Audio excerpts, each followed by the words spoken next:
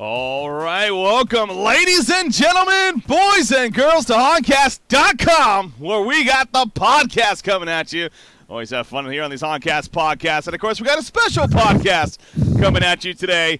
We got a patch 3.3, the Fortified Arsenal patch going to be coming at you, and a lot to talk about, to say the least, as far as what's coming. A big balance patch going to be coming at you, and we are here to preview it here tonight, going into tomorrow when it officially gets released. With that said, of course, I'm Breaking CBK. As you can see, we got a plethora of hosts here. As always, Beef is going to be joining us first things first. Beef, how's it going?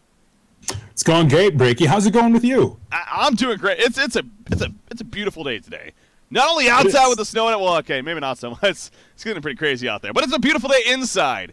That's what matters here. And it's an exciting day, to say the least. We got a big patch coming out for Heroes of Newer tomorrow, and it definitely couldn't be happier, to say the least here, Beef.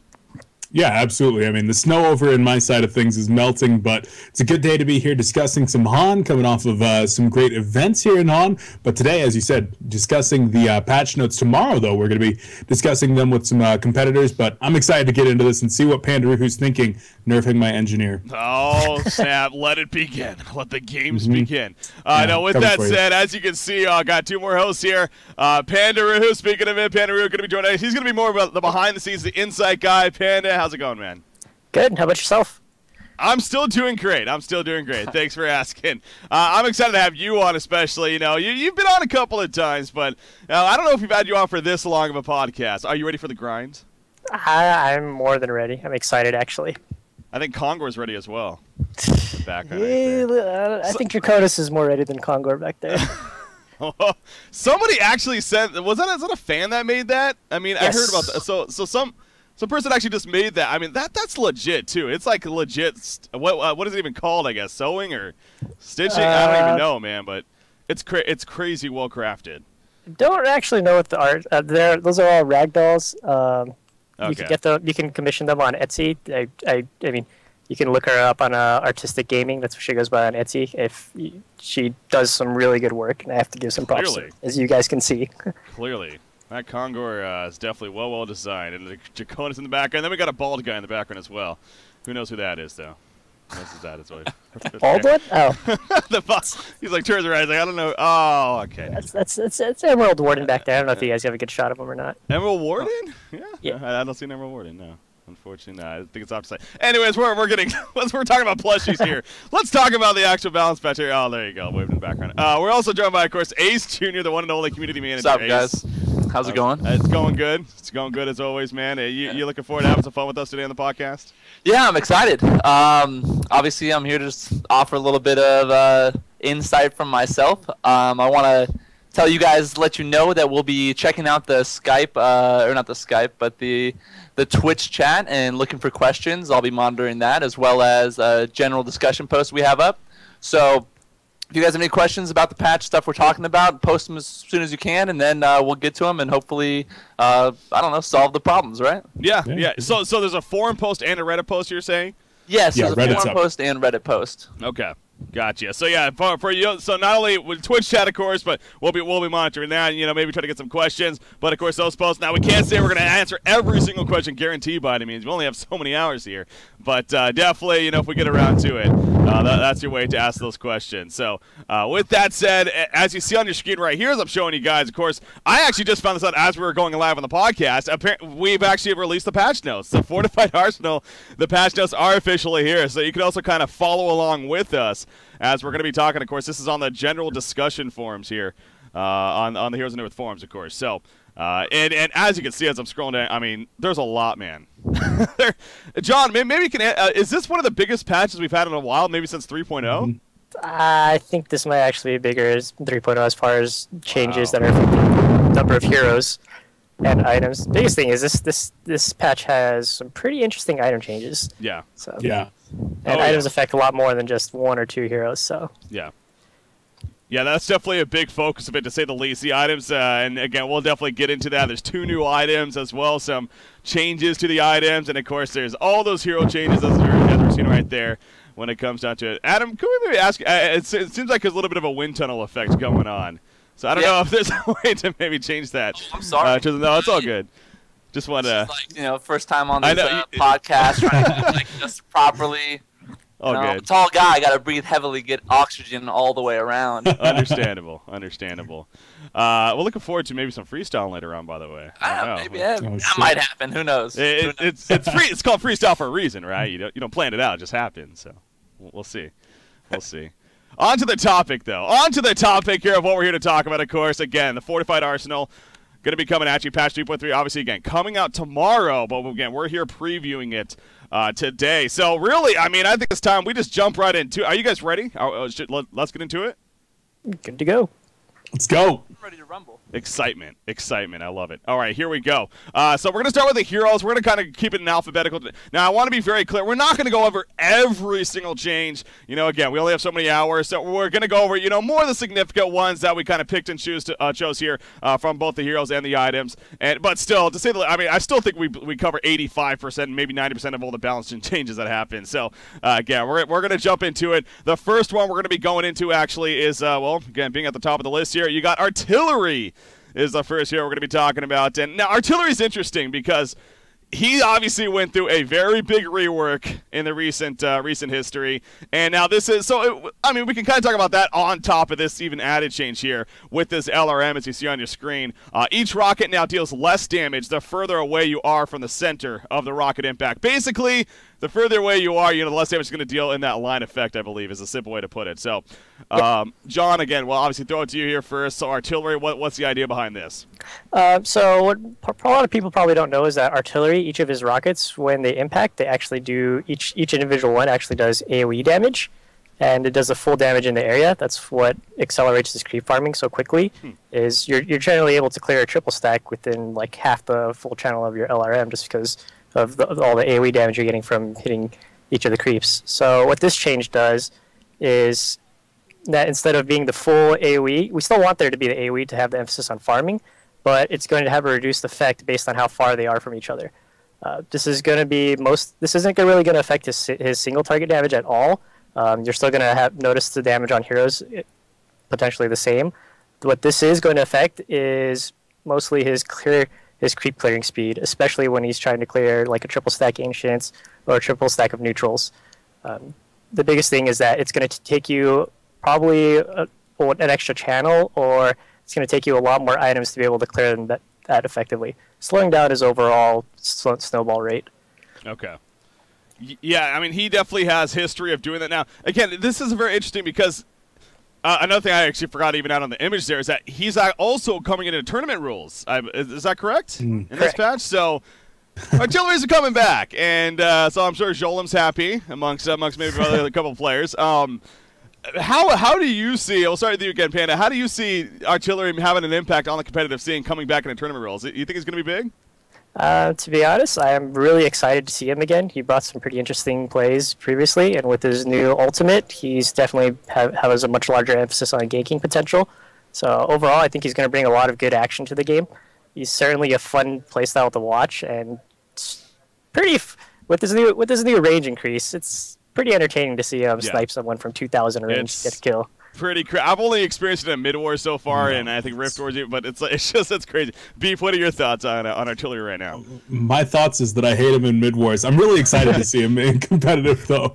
I mean, he's not one that you see too often right now in TMMs or especially in competitive, where I do make my home most of the time. But I think that his high farming style is really going to be interesting to see in some of those, maybe the short lane solo type roles or something like that. And like you said, Yolim, I mean, there was a few players that kind of made their mark with that hero, and with these new changes I think he does have a lot more aggressive potential, so he's not going to be having to really sit there in that ultra farming 700 GPM role. I think that with some of the changes he might be able to get a little bit more active early on. Yeah, it's going to be fun to see, again, just him coming back, because he has had his place in the competitive scene. He dropped off, obviously, with the rework, and now he's going to be coming back. So, our people are going to kind of be interested in that. I'm sure it's going to be interesting, but a matter of if it's going to be realistically feasible. It's going to be fun to see. Adam, what do you think? What do you think about artillery? Well, I'm not much of an artillery player. Let me say that, first of all. All right. I'm more of the support that gets picked off by the artillery.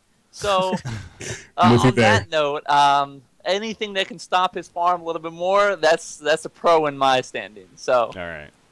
Fair enough. Fair enough. Yeah, so that's going to be fun to see. Again, I think with artillery, it's not only this change, but even the overall changes that he's had. It's going to be, and now that he's going to tournament rules, it's going to be fun to see. So, keeping it going though. As always, again, we got a lot to talk about, so I'm going to keep things going here. Next one on the list is actually, I know a lot of people have they've seen some leaks here and there on these patch notes, and this has been one that has been getting some good discussion, and that's of course Blood Hunter is actually getting a pretty good change here. And I actually really quickly want to quote what Waza said here about Blood Hunter, the one and only Waza. He actually said, Feast has received an active allowing him to om-nom an enemy unit. We all know Blood Hunter has always been excellent at 1-versus-1 matchups. It was, however, the only option he had open to him, and as soon as another hero showed up to the lane, he would get completely shut out. This change will open up a Blood Hunter's options in laning and give him ways of dealing with 1v2 situations, as well as the opportunity to be a better jungler while also giving Feast a combat effective use. So, again, to kind of show you the picture as well, or the what these changes exactly were. Show you on the screen. So basically, his Feast got a change. He can now activate it on a creep to get the effect. And then once he hits level 4 even, he can use it on any neutral creep. Whereas before, that's kind of like that Tempest effect where you can only use it on a smaller one. So once again, John, I mean, you have any thoughts on this one? Blood Hunter is really exciting. I think he's already viable in competitive play now. I think he just fills a very small niche, and probably it's very hard to actually. I think he's a very good counter pick. The biggest thing about this change is when, in the cases that he is countered and they decide to do the 2v1, it's going to really affect his ability to recover. And the sooner that he can get back into the game, like getting his level 6 or getting a little bit more farm to get those big big staple items like Shrunken Head, the sooner he can start contributing to those team fights, which is where Blood Hunter really falls off. Is if he starts falling behind, it's not particularly a hero you expect to throw all your coins into, hoping that he's going to pull through. So, with this change specifically, I think it's going to be interesting to see Blood Hunter both in his carry potential and both coming back as a ganker. So I'm excited for this. Oh yeah, I love the om-nom part to it. Yeah, it's always fun to say. Beef, what are your thoughts on Blood Hunter? I mean, when we typically see Blood Hunter, oftentimes putting him into that solo short position or even in the mid lane, it's one of those that, like you said, he gets shut down and then what does he do? So, especially with people going in from like the mid lane and stacking small camps, doing something like that, it's going to be really interesting to see how Blood Hunter actually is able to fit into that meta. But I actually have a question here. So, level 1, he's able to kill small creeps. Level 4, he's able to kill big creeps. Level 2 and 3, does that reduce a cooldown? What's the effect and benefit of actually leveling the skill up? The Feast still has the passive benefits that you get for killing stuff, and then the active portion of it will receive reduced cooldowns for each level. Okay. You can't actually for 2 and 3 you'll definitely notice the cooldown reduction. Do you know the cooldown off the top of your head? Yeah. Let me actually check the patch notes here. Was it in there? Do you know the exact number by chance? 60 down to 30. 60. Okay, so 30 seconds at level 4. Okay, not bad. Okay. Is there mana cost? There is a slight mana cost, which is pretty interesting because in the solo role, you're really going to have to juggle between if you want to throw an extra blood craze on the enemy for some extra damage, or if you want to just om-nom a creep to get back some health. So it's a little more balancing of your mana pool there, but makes it a lot more interesting with Blood Chalice. Yeah, that's going to be... Blood Hunter's a fun hero, too. I mean, now we have one of the best Blood Hunter players in the world in Ace Jr. here, so... What are your thoughts? I thought you were referring to Milkbat. Actually, he's the one that's really been hyped about this change, and I think he's actually been bugging Waza to change it for I don't know how long now. But the point is, it's done, and I like to see it in action. It's kind of a cool. It reminds me of Doombringer from a cool nomming of a creep, having a good time, just being able to farm a little bit faster, and leaving the Blood Hunter a little bit more viable towards that, 1v2 setup. So, yeah, it is going to be interesting. And again, as I always like to bring in the competitive side of it. I don't know. It's he does fit that niche, as you were kind of saying. Oh, wait a second, this had to happen. I mean, now here's the true #1 Blood Hunter player coming on. Okay, so Milkfat, are you finally happy where Blood Hunter's at? It's about damn time, man. You're coming up here every week asking when Blood Hunter's getting buffed. Did you see what Ice Frog did, man? Where you at on the Blood Hunter? We're getting there. Shots fired, man. All right. Oh wow! Hashtag shots fired. All right. Well, it had to make the appearance. I couldn't Okay. stop. it just happened. Man. Yeah, it All just happened happened. in one fell swoop. All right, let's move on now. So yeah, Blood Hunter is going to be fun though to see what kind of changes, what kind of impact that has with the changes. Okay, moving on. The next one on the list, of course, is Electrician here. Looking at Electrician, what he got changed. Actually, interesting stuff is Electric Shield, the mana cost to activate decreased from 10 to 5. Cleansing Shock, mana cost decrease, and the cooldown also decreased. And now it even instantly kills illusions and summon units instead of just doing a set damage. So he's got buffed all around. John, Pandaroohoo, what's the deal here? Well, the mana cost buff to Electric Shield, that's more of a revert from when he was previously seen as too strong. Okay. So we're happy to bring him back in that category. The more impressive thing is Cleansing Shock. It's Electricians now. We want Electrician to be considered as more of your offensive or defensive purge, but really you want him as a dispel. So he's more there as your counter to heroes like Jerizaiah or Demented Shaman when you want to get rid of those nasty buffs. So with the reduced cooldown and the reduced mana cost, it'll definitely help a lot more for that. Mm-hmm. The instantly killing summon units, that's mostly so you can actually compete with Hellbringer now, since Hellbringer summons 3 Malphite instead of 1. But So overall, Hellbringer address there. That's interesting. But overall, Electrician, I'm excited to see. I'm excited to see him come back. Hopefully, we'll see I think Jerizaiah. I think we'll see a lot more Jerizaiah picks in the future. Or I think there's already some issues now with Pestilence that Electrician's already a viable pickup to get rid of that purge. So this will certainly help him out for those scenarios. Yeah. Yeah, I mean, especially with Keeper of the Force, we'll get to that a little bit later. Yep. But Keeper of the Force being so big in the competitive scene, I mean, it seems like Electrician definitely has his place, and these buffs are most certainly gonna really get people looking at him. I think so. Sounds like you want to say something else, John? Yeah. No. Okay, we're good. Beef. What about you? I know you want to say something about Electrician. Electrician's awesome. That's what I gotta say. I'm sitting here thinking this entire time about the Cleansing Shock, now instantly killing things, and of course the first thing was Malphite. But what other big units are that you can kill in one shot now? I'm thinking like Puzzle Box minions, being able to one shot those is actually would be a good thing. Tundra summons, that's pretty big. Okay. Boo Boo? Illusions? No, you can't kill Instantly Boo kill Boo Boo? Boo-Boo's not a summoned unit. He's a That'd pet. be fun. What about Boris? Is that a pet as well? No, yeah, unfortunately, yeah, he's a pet. He should be a summoned Okay. unit, though. I mean, Tremble just summons them from nowhere. There you go. Yeah, I mean, so that's going to be really, really cool. I think that the Electric Shield cost, I mean, that's definitely going to be interesting. But like Breaky said, heroes like Keeper of the Forest, definitely going to be interesting. But Electrician just holds his own so well in those laning situations. Going to be really cool to have him get another tool to his arsenal there with the improved Cleansing Shock. Yeah. That's going to be fun to see. Again, Electrician's always been a fun hero ever since the Brized days of bringing him onto the scene. And I'm sure he definitely, like I was saying, with the Keeper of the Forest being so popular, Jerizaiah perhaps splashing here and there, so definitely has potential. Ace, any thoughts on Electrician? Yeah, I was going to say, with the cooldown even more, or decreased even further, and now that it kills illusions and some units, it seems as though every 8 seconds you're going to be popping off the Cleansing Shock. Pretty versatile, and sounds like it's be good in the team fight. Well, this is actually a good question. What about Parasite? So when he takes over, say, a bigger creep, like a Catman champion or something like that, will it just instantly kill with the... Unfortunately, not. That does not hit those you can... Minions that are charmed, so Ophelia or Parasite minions, they don't count as summoned units. Okay. But if you do use it on a Parasite that's inside a puzzle box, that should kill it. Okay. If not, then I'll be sure to make it so. We'll be looking at this. Yeah. Fair enough. Hey, that happened. I mean, especially with a big patch like this, you can't have everything 100% absolutely perfect by all means. But all right, so let's move on to the next one now. So enough Electrician. Let's talk about Alonia, because I know we all want to talk about Alonia here. Alonia, no. I do. I do. I mean, Alonia definitely. Alonia's a fun Same. hero. The burst damage potential of this hero is pretty damn absurd.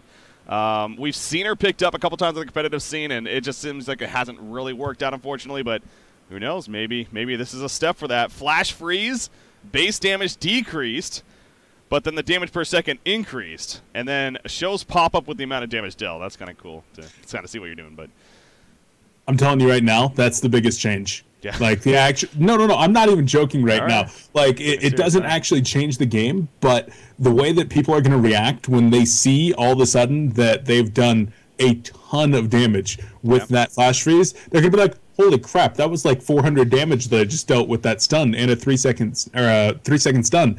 Like I talked with B-Kid and Swindleblondes about this like months ago about the viability of Alonia, at least in the competitive scene, and they both said that she does a lot more damage than you expect her to do. And I think this is really going to be reinforced when all of a sudden you have a 400 damage red number come up when you use your E that's on a 12-second cooldown. Yeah. Panda? Yeah, and that was the point of the change, was we wanted to be less of the stab skill you just use as a stun, even regardless of the charges. We wanted to reward Alonia more for getting a good ultimate off and letting her other abilities. I have to admit, it's pretty amusing seeing like a 500 damage pop up after you hit them with your ultimate and your other 2 spells. So I think Alonia has definitely had some hidden potential. I think this is just going to make players feel a lot better when using the skill and playing with her all around. It's going to be rewarding. Yeah, I do want to clarify. I said damage per second. It was said damage per second on the image. It's actually damage per charge, so that makes a lot more sense. Yeah, damage per second, that'd be pretty damn weak there, really. But damage per charge. So just to clarify on that, of course, with the charges that she gets. So, Adam, what about you, Ace Jr.? Yeah, I was going to say, Beef kind of just noted on it a little bit, but it's going to be a lot more satisfying when you get it off. You get off that big ulti, you start comboing all your skills, and then you use Flash Freeze, and you see those numbers pop up. I think that's going to be the biggest thing people will take away from it. Is just like, holy crap. Yeah. I just melted that entire team. Sweet. Yeah. And, you know, it's interesting because she's one of those heroes, too, that seems like she was picked up in that support-style role. So kind of like that Pyromancer attribute skill set, and she brings a lot of burst damage to the table. It doesn't need a lot of mana cost here, but, you know, he's good at boxing on and whatnot. So what about, I mean, Panda, what would you see her as a supporter? Could you even see her as more of the ganker in the competitive scene? It's interesting because you've seen a lot of supports nowadays, people picking up things like Pyromancer's Torturers. Yeah. I mean, they offer a lot of damage, and I think it's cool that heroes like that are viable as support roles. Is if you want more of this offensive late game hero damage, you can go routes like Alonia or Pyromancer. So I think she's certainly viable as a support. I certainly have a lot more fun playing her as a carry though. Just going at items like Grimoire and Spell Shards, just instantly melting people is you can never feel bad about that. I get the chance to do that in mid-wars a lot, not so much in regular games. She gets beastly. All right, we're gonna move on to this next one though, and this is where things are gonna get interesting. Yeah. Beef might have to leave this segment. He might be done here. All right, so of course the one we're talking about, Engineer, coming at you. It's about damn time, I'll say that much. The keg, mana cost increased at all levels, as you can see. We got the damage rescaled from 100, 150, 200, 250 to 80, 140, 200, and 260. So again, really less damage earlier on, more damage at the very later level. Steam turret slow duration decreased from 5 to 3 seconds, and then the energy field cooldown from 85 flat to 105, 95, and then 85. So, John, you really took the nerf stick to Engineer here. I love it. Yep, and the interesting about this is we're looking at Engineer. His early game was really strong, but his late game potential was phenomenal. Like that ultimate is iconic for counter initiation. There's a lot of really good player and situations that you want to use it in. Keeping that in mind, with these nerfs are more to focus on his early game, because as a late game potential, there's not really too many heroes that can offer what Engineer does. Yeah. So we wanted to maintain that strength, and so with these nerfs, we're lowering a little bit his kill potential early on, lowering his a little bit of his usability, his spam ability early on. But keeping his late game potential the same is the biggest thing. Overall, I think Engineer is still certainly going to be viable. His utility is still all unchecked. Well, minus a Steam turret, but Steam turret's still going to be equally rewarding for keeping them inside. Mm-hmm. Ace. So I want to go to Ace first. What are your thoughts? Yeah, well, the thing is, you've been through all these heroes that are not really my playstyle, and then you come to Engineer, which is, my bread and butter. I pick Engineer on a regular basis here. And a few things I noticed already is that I was playing a game with Engineer in SBT, and the 95 mana cost early on that keg is totally, you can totally feel it. Usually I like to get keg early. 80 cost per keg, you're just throwing them all day. You can get off 4 without even recharging any mana. You're just having a good time. And now it seems like it's going to be a little bit, I guess, nerfed in the sense you can't do as much. You got to think about it more before you use it, and maybe be a little bit more cognitive of what you're doing. Yeah, other than that, it seems like reasonable nerfs. He's picked up on the scene a lot. I can tell you how many times I saw him at DreamHack, and so the cooldown on the ultimate makes a lot of sense. I'm not sure. So for that slow duration on Steam Turret, what that exactly entails how long they're slowed after they get hit by the turret, or the actual extent of the turret? Correct. It's the slow that lingers after they exit the turret.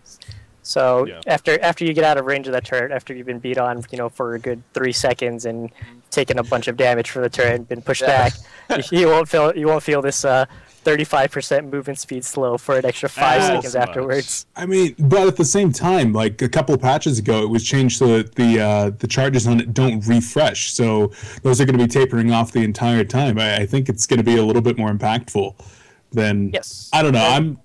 I think it's really scary. And that's the idea. Yeah, I'm scared. The idea is that while they're inside the turret, you're getting hit enough times that you're still going to be maxed out on the slow. But yes, with the introduction of the previous nerf, you will notice a much more forgiving tapering effect when leaving the turret, which is what we're really trying to promote. Is we don't want the reward for being inside that turret. You've already felt the punishment. There's no reason for it to linger on for as much longer as it does. So. Just bring the old turret back. Let's just do that. Why hasn't this happened yet? I will say we have been trying that in testing. Oh, dude, but, don't. Why did you say that? No, don't say that. Oh, jeez. No. I didn't tell you where it's gone. It's just, but it has been a thought in testing. Fair enough. All right.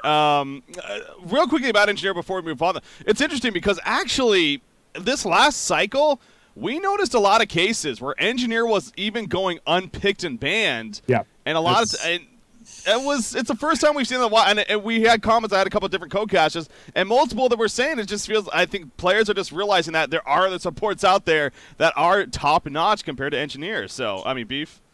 It's not even so much that they're realizing it's other heroes. It's just the metagame is shifting away from 2 versus 2 matchups mid. The dual lane mid situation is not as favorable right now as putting somebody like Bubbles into that middle lane, putting somebody in a suicide position into that middle lane that's going to find farm, and then throwing your suicide, your jungler, your short lane, and then your short lane babysitter. And Engineer is an awful short lane babysitter. His zoning potential is just terrible compared to somebody like Torture.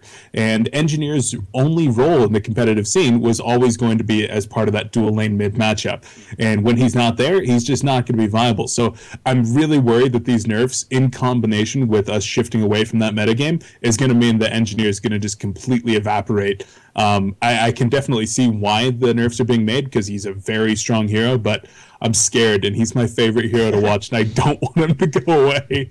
But we're going to have to see just how impactful they are. Energy Field is still a damn strong ability, man. He's still the strongest ultimate of any support hero. I think is unarguable right there. So that, if anything, is going to be the one thing that's like, okay, he still is valuable. So, but yeah, no doubt, this is going to be a hurt to him. So it's going to be interesting to see what kind of impact it truly does have on the competitive scene here.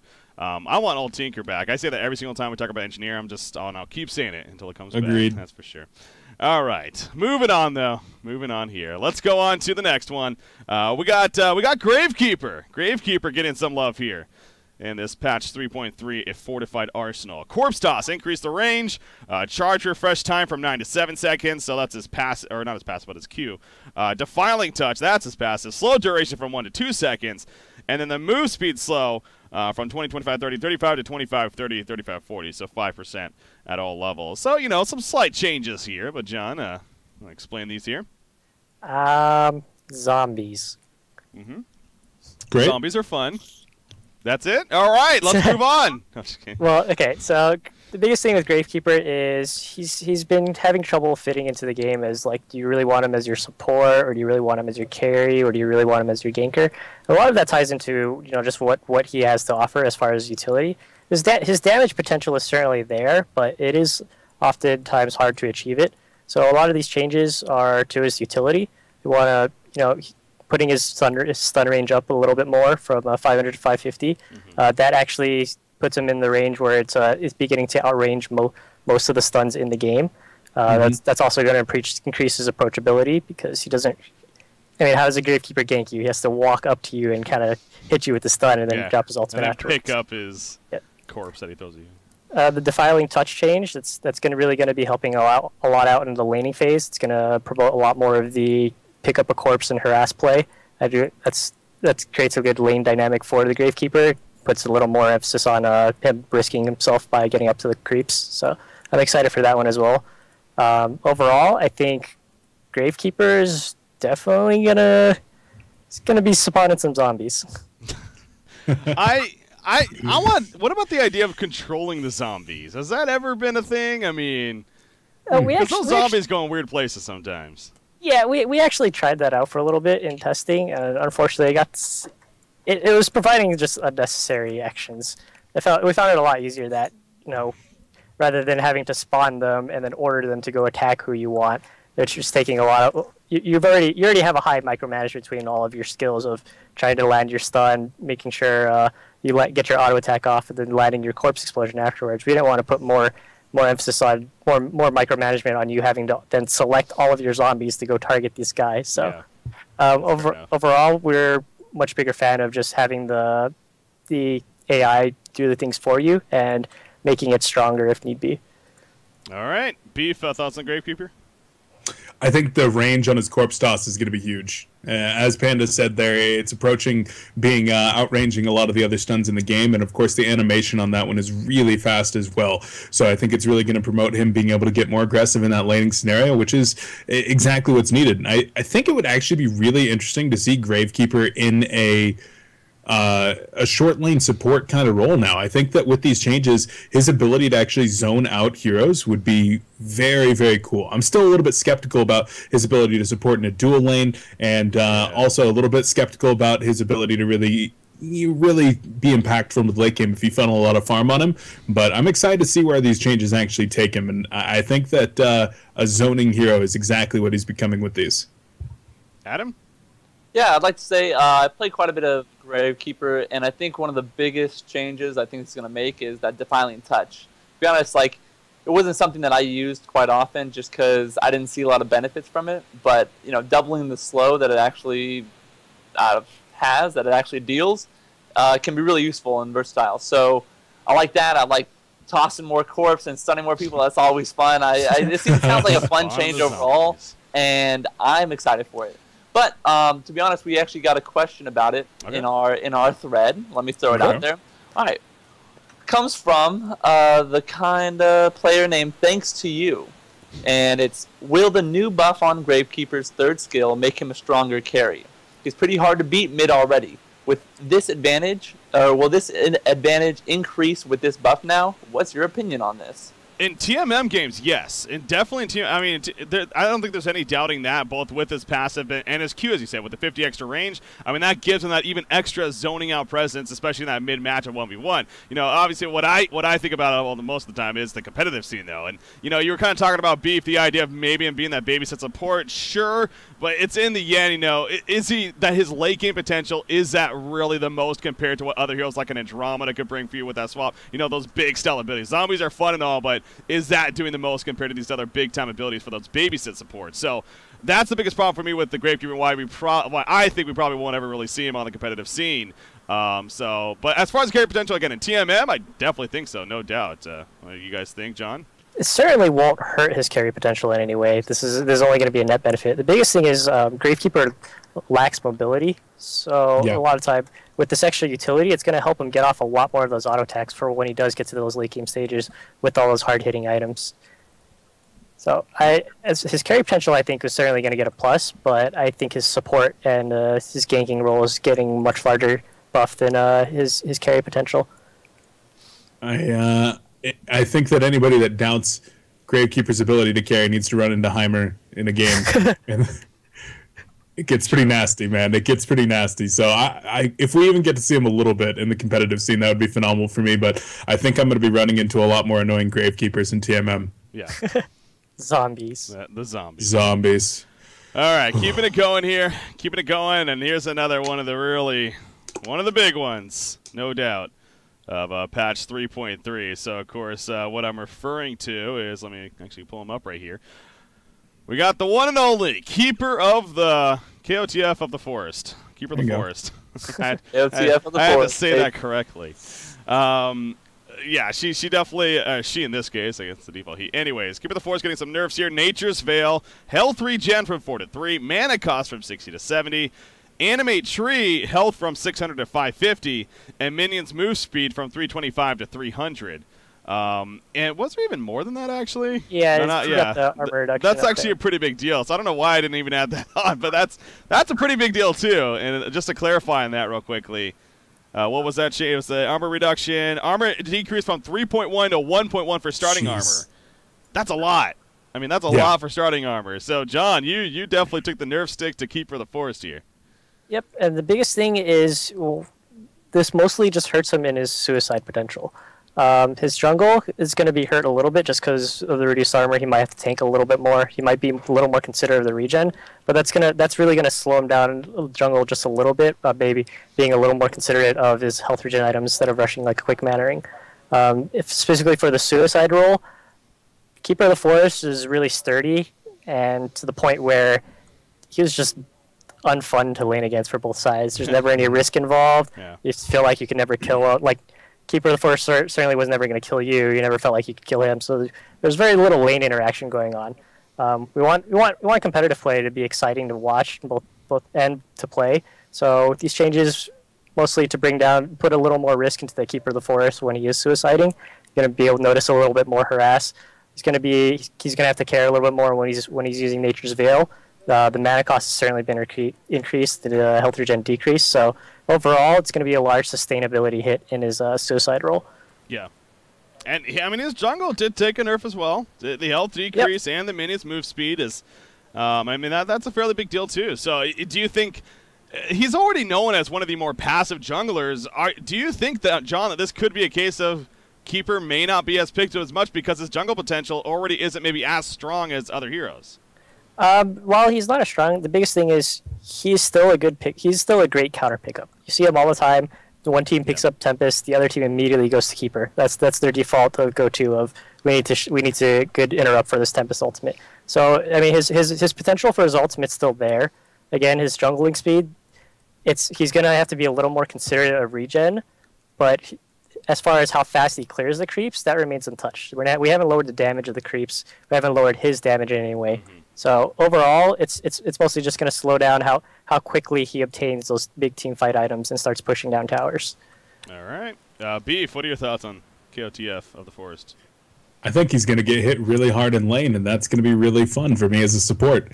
Like, there's nothing more annoying than going into a short lane situation and seeing that you have a Keeper of the Forest, and maybe a Scout. Maybe Scout's more annoying, but we'll get to that later. Keeper of the Forest, I mean, you just attack him, and he's like, I don't take any damage. Like, all of a sudden I have 7 armor or whatever here at level 1, and I just take no damage. With him being at 1.1, I mean, think about the way that you attack a Pebbles versus a Monkey King when you're in that middle lane matchup. Monkey King with 4.8 base armor, Pebbles with 0 or negative whatever. Like, the amount of damage difference between those two. And then you talk about a 2 armor decrease right here. Same as a Guardian Ring. Like, it's really, really big, and Keeper's going to take a lot more damage. He's really going to have to consider his positioning, consider what skills he gets at level 1, because normally we see Keeper of the Forest get his minions, go do a little bit of creep pulling. With 1 armor and no buff on his Nature's Veil, like, he's going to take a ton of damage if he chooses to use those creeps for pulling. So I like that it's really going to make Keeper of the Forest consider, if he goes into that suicide lane, what skill am I going to have to get first? Yeah, it's going to be fun to see the impact there. Ace, what are your thoughts on the Keeper? Yeah, Keeper, you know, I'm a avid Keeper player. I like the hero. I think some of the biggest things that are happening with these changes is, 1, the health decrease on the animated trees isn't that big of a deal. I think the movement speed is actually even a bigger deal, especially when he's trying to, you know, pull the creeps in the suicide role. So I think that'll maybe, you know, affect that aspect of the lane. I think the starting armor is, as Beef said, you're dealing a lot more damage to him when he takes a hit. And then on top of that, if he wants to get his armor from the Nature's Veil, he's got to pay more mana for it. Doesn't get as much regen. All in all, pretty big nerfs to Keeper. I don't think it'll affect his jungling that much because the animated trees are doing the same amount of damage, and if you're a good player at all, you can just micro them and, you know, not get them killed. That's not a big deal. But That's about it. I don't know. I play like Ace. Yeah, I'm still going to be a keeper player. That's for sure. And I still think he's got a lot of potential with the ulti. Yeah. I mean, what's bigger than exactly. I think that's what we were talking about with like Engineer earlier. It's like his ultimate is still one of the most iconic, one of the better ones in the game when it's all said and done. So the idea of him dropping off completely, definitely not the case. But I mean, this is a hit. It really is a hit to that suicide potential, and obviously that does make for lineups to be a little bit different now, knowing that when we see a keeper of the forest, it's more than likely going to be the jungling keeper instead of the suicide keeper. But we've had players popping up with that. I mean, Hanskin, especially playing for Lion Esports Club, he's been playing that jungle keeper quite a bit. So yeah, already getting ready for it. And I want to put a little bit more in illustration to just how much harder you're going to be hitting. Yeah. Keeper with his current armor right now has 15.7 physical damage reduction at level 1. His new armor, he's going to have 6.2. So definitely going to be reducing some right there. So for those of you that like numbers out there, love numbers. It's going to be good. All right, let's move on to the next one. Let's move on to the next one here. We got, I got to back up here real quickly. Here we go. We got Kinesis. You got a lot. Kinesis got a lot, man. Han's 100th hero getting some love here. All right, so we start with the telekinetic control. That is his Q, I believe. No, that's his W. That's his W. That's his W, yeah. Increase the radius in which can pick up trees from 600 to 800. Cast time on the throw from 200 to 0. Well, that's significant. Can lift and throw while moving. Even more significant. Inherent defense now grants plus 0.25 move speed per point of shield. Always base 10 move speed. Shields per damage rescaled. As you can see, mass control for duration of activation. All lifted objects will follow Kinesis at 522 move speed. And yes, I spelled follow wrong. But 522 move speed, so they're going. He can move with them. I mean, that's great. Panda. It looks really cool. Yeah, the love, man. Well, what's the deal, Kinesis? Well, Kinesis is a hero. We when we were designing, we had a cool concept for. We put into the game. Unfortunately, he was well received on the initial release, but started to see a reduction in play numbers, and so began to question why. And that's a lot of his implementation of it really didn't reward players enough for the amount of input that they had to put into the hero. So a lot of these changes are more to make. We had the direction of either increasing the reward further or just making the hero feel a lot better to play. Mm-hmm. So overall, we definitely felt like Kinesis was one of the more clunkier heroes in the pool. So we took the opportunity to make the hero flow a lot better. The most noticeable change here is going to be the reduction in cast time from 200 milliseconds to 0 milliseconds, and the ability to move and throw while attacking. That really promotes Kinesis' playstyle as a mid-range caster. He's going to be able to chase down enemies more effectively, especially with his increased emphasis on his shield. He gets some extra move speed for chasing down enemies as well. Overall, I think Jeppins is going to have a lot of fun with Kinesis. Oh my god. Somebody DDoS Jeppins right now, or I'm not logging in Han tonight. I think Jeppins is going to be imbalanced. Well, he has suicide. Hero has suicide potential too. I mean, he showed that when it was on the competitive scene, and I could see this hero making an appearance. I really could. Beef. What about you? Well, I mean, not only is he already strong as a suicide, but the reason that he is good at that is because of the telekinetic lift, right? Yeah. And did that actually get a change here? I'm seeing that the refresh interval is decreased from 2.5 to 2. Does that mean he can lift units more often? Correct. He can lift units more often. Oh, wow, yeah. I didn't add that. Okay. So he gets actually a 25% buff to his ability to control lanes. Because that's a really low mana cost spell. He can spam that a lot. And then the one that I'm looking at here is the inherent defense, the movement speed. And it says 0.25 movement speed per point of shield value. Can you explain that a little bit more to me? So Kinesis' shield caps out at 500 as 500 potential damage absorbed. Okay. Mm-hmm. So for every point of shield value, every 4 points of shield value will give you 1 movement speed. So when you notice you're at like a half shield bar or something for landing like a big ultimate, or even a full shield bar, potential 500 damage shield, you can get upwards of 125 movement speed. So he ulties and he's going to be chasing after his opponents really easily. Yeah. So he needs that 522 on the follow because he's going to be moving around at haste speed. Pretty much. Oh he's lifting things and throwing them. Unless he already dropped the entire forest on their team, in which case you won't need them to follow him anymore. I'm terrified of this hero right now. Unless they're all dead, he won't need to actually chase them. So I mean, that's going to be really, really nice. Is not only an escape mechanism, but also a chasing mechanism. That's one thing that with Kinesis I've always felt before. You throw everything, you blow your entire load, and then everything's just running away from you. Like they get a little tiny slow, and you're like, you have no chasing potential. You have that 125 movement speed sprint, and you're going to be able to follow up with another auto attack or two, another spellcaster too, and you can get that kill. I think this is going to make Kinesis a lot more rewarding to play. Oh, yeah. And you can throw while you're running at them. God, I don't want to think about this. Keeps coming. Just keeps coming. It's all great. I feel like it's gonna be pretty good for like kiting someone too. You know, you're running away, you ulti, you get that extra boost of speed. They're like, oh, I can't catch him. You turn around, boom, watch the hell out. So yeah, he looks like it's gonna be really fun to play. I can't wait.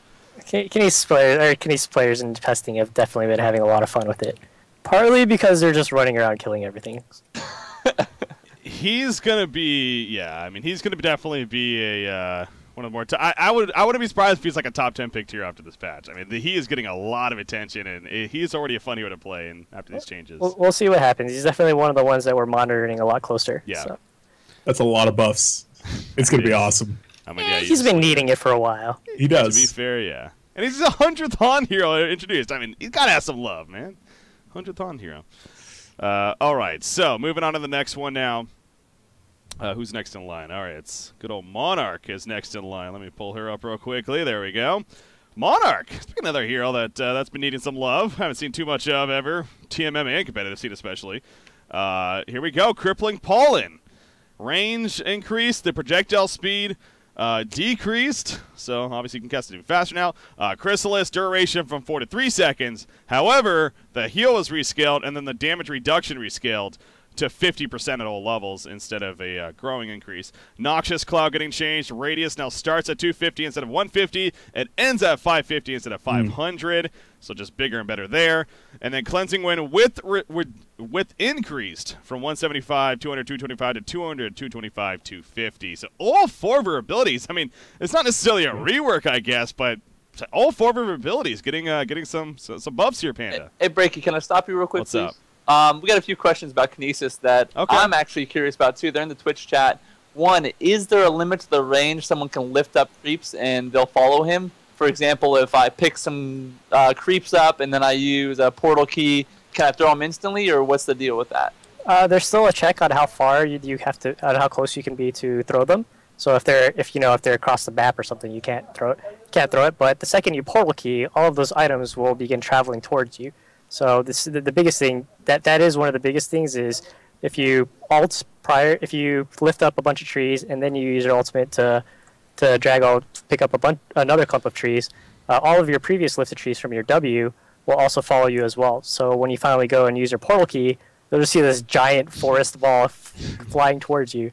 And of course, the enemy sees that and they're thinking, "Oh crap." Do those trees have like tree walking, cliff walking, all that kind of stuff, or do they have to follow pathing? They go through all terrain.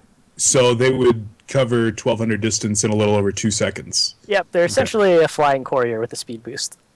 Sounds epic. That is terrifying. One last one, Panda. Why do you feel all these buffs were necessary as opposed to slowly buffing Kinesis? Maybe taking telekinetic control and doing a few buffs on that. But why did you feel it was necessary to buff Kinesis so much? The biggest thing was reinforcing his role as a mid-range caster. We felt it was necessary to hit his concept hard to a point where we're comfortable with, and adjust the power later if necessary. But overall, we would need to we're pushing Kinesis towards a spot that not really any other heroes can fill, which is that mid-range chase caster. He's a little more durable than others. He can put out consistent damage output, reliable. He's going to be able to run down enemies. We want to ensure that he has that concept, and we're comfortable with him getting there first, and then we can worry about the power a little more later. As we said, we're monitoring this one very closely. We're very excited to see his concept, but the concept and fun playstyle come first before the balance of it. So yeah, cool. I'm not saying we're intentionally making it over. We're not trying to make it broken in any means, but yeah, you're trying to make sure that it finds its right niche. Yeah. Makes sense to me. Has fun with it. That's right. Okay, so now moving on to Monarch, though. Again, just real quickly, just to correct myself, as somebody brought up in chat, projectile speed from 1200 to 800 crippling pollen. Of course, that means it'll actually get there slower. So I said faster, it's slower. That's a nerf there. So that is a slight nerf, yeah. Anyways, overall, again, all 4 abilities getting touched on. Panda, some support love here. So the biggest separation is giving Monarch a little more utility and taking a little more, not really giving her. Like, overall, giving her a little more strength, but giving it to her utility rather than her offensive capabilities. Monarch has always been seen as, she's been having trouble fitting into lineups. She often has this interesting kit for defensive dispels and large damage absorb, but the biggest thing is she still had 2 really strong offensive abilities that you use for killing. So she's kind of left in this role of, like, do I want to use her as offensive support? Do I want to use her as a defensive support? These changes are more to push her more towards the role of a defensive support. Things like crippling pollen. When she was first introduced, she was largely a problem, mostly because of the range and speed from crippling pollen, able to immobilize enemies pretty much guaranteed without any safety. With the reduced projectile speed, you'll notice that a little bit more like a blacksmith's flaming hammer, how there's a lingering trail effect before it finally impacts them. That's adding to her utility role. Chrysalis, lowering the duration, making it a lot better at earlier levels, making her less level dependent. Noxious Cloud, just overall around, giving it a little more impact once she first casts it, as opposed to having to wait for the full 5 seconds before you start noticing the effects of it. And then Cleansing Wind, a minor buff to her emphasis of Team Dispel, most noticeably when your team gets AoE Keeper rooted. So overall, I'm excited to see Monarch be pushed towards a direction more as a defensive support, because it's not something we really have too much of. Yeah, that's I wanted to actually bring up that, I don't know if you guys remember, but I don't know if it was 3.2 or 3.1, but Monarch received that Staff of the Master chain, where if you do Cleansing Wind. Oh, man, we got a Waz on for it. Wait a second. Sorry. People are just crashing the party all over the place. I was sorry to interrupt, and I'm going to let you finish. Oh, God. But Clanks had the best buffs of all patch. I was going to go back to that. And I feel the need for y'all to discuss Clanks at some point in time. I just wanted to drop that. Anyways, sorry for the interruption. Thank you, Waza. Thanks, Waza. All right. Clanks does have a buff here. So. Yeah, we'll get into that in a sec. Yeah, I actually didn't make a comment for that, but the point I was making though is that Monarch received that Staff of Master effect last patch or last big balance patch, and it was pretty cool. If you're not familiar with it, it just means that when you have Staff of Master, you Cleansing Wind, wait 4 seconds, and then it comes back and Cleansing Winds over the entire area again. Oh, okay. Which is, in a team fight, if you think about Keeper of the Forest using a double Keeper ulti, and they have Monarch come in and sweep both of them off, that's insane. And if pulled off correctly, obviously. That's true. But it could be pretty epic plays. Who knows? That's true. I mean, that's actually kind of I know that Monarch was every now and then brought up when we talk about Keeper of the Forest, as far as, like, why do we not see Monarch? I mean, overall, our skill set obviously pretty weak in the end, I guess, in a lot of people's minds. But as that babysit support, if you're going up against Keeper of the Forest, knowing you have to deal with an AoE purge for your whole team seems like it's a pretty damn efficient tool to have. Yeah, but totally. Beef, almost. You're on the. It just kind of comes back down to the hero not really fitting into the archetype that we like to see, at least on like the competitive scene, where you really do need your early game hero to kind of fit into one of these roles. You're either going to be in a dual lane mid where you need to be able to put out damage, you need to be able to facilitate ganks, or you need to have zoning capabilities so that you can protect somebody in that short lane. And I think that these changes are actually going to contribute really highly to seeing Monarch maybe even used in that same role that Torture is used, zoning somebody out and protecting that hero that does need the farm, the Dampier, the Corrupted Disciple, somebody that's going to be sitting there just soaking up last hits for the first few minutes of the game.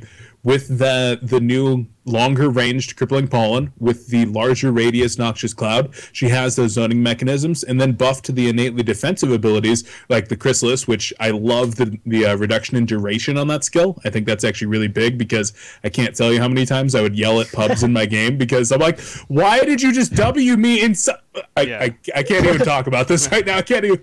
It's just gets really frustrating. So I like the decision to actually go shorter on that spell.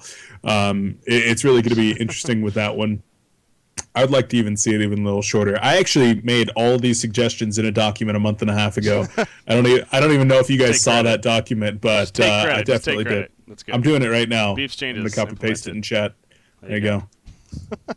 I want to clear this up real quickly. I know Ace was bringing up the idea of the Staff of the Master and how, like, realistically in a competitive match, sure, the Staff of the Master probably not something you're going to get on a babysit monitor. But to go back to that point, though, I mean, you only need the one cleansing win against Keeper of the Forest root to be very, very, even if that means it forces him to use a second root right away. If he happens to have a Resto Stone at the time, granted, before he has it, that is still very, very useful. So it still has a legitimate point to it, with or without a Staff of the Master. So, thanks for that backup, Rick. I got you. Got you. All right. So Monarch, very defensive. Definitely kind of that support hero. We'll see if maybe that finds a place, maybe in the babysit kind of role or not. But have to wait and see. All right. So now we got to go back though to as the one and only Waza pointed out. We got to talk about Clanks here. As I said, I didn't make an image for it, but we do got Clanks right here. So now talking about Clanks here, John.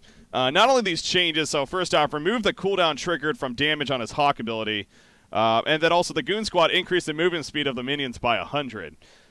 Now, Clink's obviously the newest hero in Heroes of New Earth. First off, how has Clink's been going, Pandaroohoo? I mean, how has he been working out so far? In short, people have been having a lot of fun with him. Yeah. See him in a lot of games. He certainly has a fun playstyle, high mobility, and cliff terrain. Not really first hero to go into the game that can really utilize it at that level. So overall, Clinks has been he's got a good niche. These buffs more for I don't know if you announced them yet. Yeah. Sorry, but these buffs are more to push him towards that. It's mostly to push him towards promote that high mobility. Originally, we didn't want him to be using it as an escape skill, but playing it with it further, we've realized that it's created a negative stipulation of just making the ability feel poor. We don't want the hero experiences to feel unfun just because of their downsides. So large change to that, he'll be able to use it as an escape skill once again. So you need to be more considerate of where you jump him at. If he's hanging around near the river or near the cliff, if you try to stun him down, you can very easily just move over a couple steps and you'll be out of range. So promotes a lot more of the terrain play. The extra move speed from the Goon Squad is ultimate. That's mostly just going to help him down again for his high mobility playstyle. Encourage him to chase down enemies with his rockets play and his with his Hawk. Who named these abilities? That was wild. You tell us, I mean. Hawk, H-A-W-K. Yeah, go ahead. I'm trying to remember what Hawk stood for. I don't remember. It was like I can't remember. I have to pull it up. Helicopter, Arsenal, Wings. It was something about like wing glider or no. There's no G in there. I don't remember. I have to look it up. Speaking of Clanks, real quickly too, Pandaroohoo. Again, it seems like a lot of people have a mixed idea of what role he's ultimately supposed to fill, because a lot of people like to maybe think he's more of that hard carry in the end, but then there's the other side, and maybe he's more of just an aggressive ganking style hero. Well, what would you say is the role of Clanks? I certainly don't think he's going to be as viable as, your AFK Rising carry like your Boon Queen or Draconis, where you basically don't see them for half an hour. He does have a lot of good mobility in him. Has a good method of getting around a lot of wards. He's got some good utility with his flashbang, so I think he's definitely fits into lineups a lot more as your semi-carry ganker kind of style. I definitely have a lot more fun playing him as a ganker than the AFK Rise carry, mostly because I win more often when I play him as a ganker. Yeah, fair enough. Beef, you have any more thoughts on Clanks? I honestly don't have that much experience with the hero outside of seeing him in mid-wars and being dominated by him like 3 times. So I ban him in mid-wars every time now. And yeah, I just don't have that much first-hand experience to speak on it. Adam, Ace? Yeah, I'm in the same boat as Beef, except for I recently played Clanks in the S2 plays Iron Crusades. And he was a lot of fun, actually. Like, it was really good to troll around with Hawk. It was a mid-wars game, so nothing too crazy, but yeah. I was trolling around with Hawk, get off a good goon squad. Feels really satisfying when you're just sitting there and mowing people with 3 different goons behind you. So on that note, I mean, it seems like if I can get out of the fight the same way I got into it with that Hawk, much more fun. You know, you can't argue with that, and it gives them the ability to get out of those sticky situations. So, yeah. Overall, obviously, big buff and fun hero. I like him. I don't know. The chat seems to disagree, but I don't know what they're playing. Yeah. I think it's safe to say too, Pandaroohoo, as far as really every new hero goes. I mean, he's still again, he's the newest hero in Han. You're constantly monitoring very closely in terms of the play of it, in terms of how it's looking in the game, the feedback on it. So, safe to say, perhaps more changes could still come. And yeah, it's. I mean, whether more changes are in the direction of nerfs or buffs, it's still something we're looking very closely at. But ultimately, it felt like the cooldown stipulation from Hawk was just making the hero feel overall just unfun to play as. Yeah. So, I remembered what it was stood for. It was high altitude wing kite. Hawk. So there you go. That's so underwhelming. I thought it was something. I thought it was something cooler. High altitude wing kite? Yeah. What the? Okay, that's that. That's enough of clanks for me. I don't know about you guys, but what does the bang stand for? Right. Is it big ass anti-noob grenade? Yes. Is that actually what it stands Nice. for? See, that's better. Yes. See, that's a lot cooler. That's a lot cooler. I like that one. All right, let's move on. It's one I wanted to actually bring up again. I didn't make an image for this one, a smaller one, but I got to bring it up. Midas, he got some love. An interesting change here. Smaller one? Got some well, okay, it's smaller in the sense it's only one line, but it's actually a pretty big change. His ultimate, in fact, let me pull it up for you guys. His ultimate, his transmitter, his ultimate may now be leveled up at 4, 6, and 12. So he's getting the Revenant love. He's getting the Revenant love. The same thing that happened with him. Even better if I'm not mistaken, because isn't Revenant 4, 8, 12? Or like, is Revenant 4, 6, 12 as well? I didn't think he was. 4, 8, 12. Because on here it says 4, 6, 12. Is that a mistype? I think that's a mistype. I was gonna say it should be 4A12. Okay, that makes a little more sense then, because 4, 6, 12 seems kind of odd. But anyways, the point being, he can level up his first ultimate now at level 4. Pandaroohoo, this is fun. Well, Midas is definitely one of those heroes that rewards high skill shot play. We just wanted to emphasize that more and much earlier with his ultimate. This is going to be most noticeable when you see him very often as a suicide hero. If he's capable of getting his level 4, he's capable of getting his stun off much sooner. He's able to contribute much sooner to a team, as opposed to, if you're having to wait for your Midas to get up to level 6. By the time he actually gets there, you're kind of hoping like, well, they're all like level 8 and 9 by now. Not really sure what you're going to do for us. So yeah. I want to encourage Midas more as a more active playstyle of once he gets to that level 4, he can start roaming around, assisting to other lanes if he needs. Panman loves this change. Yeah, I was gonna say that too. Being a close friend of Panman, he loves Midas just with a passion. And the thing that is, you're playing a game with him, and it's hard for Panman to get off all his stuff when before level 6, because you're really not doing it. You're running in there, you're throwing you're throwing stuff down, you're healing someone for a little bit, but really nothing comes together until you have your ulti. So on that note, getting your ulti level kind of makes Midas really viable a little bit earlier and changes him from I have to just be in my lane until level 6 to let me hit level 4 and then start going ham on people. Yeah. And I know that's not the right terminology for it, but that's what he's going to do. Accurate. I Incoming Midas support. Incoming. Eh?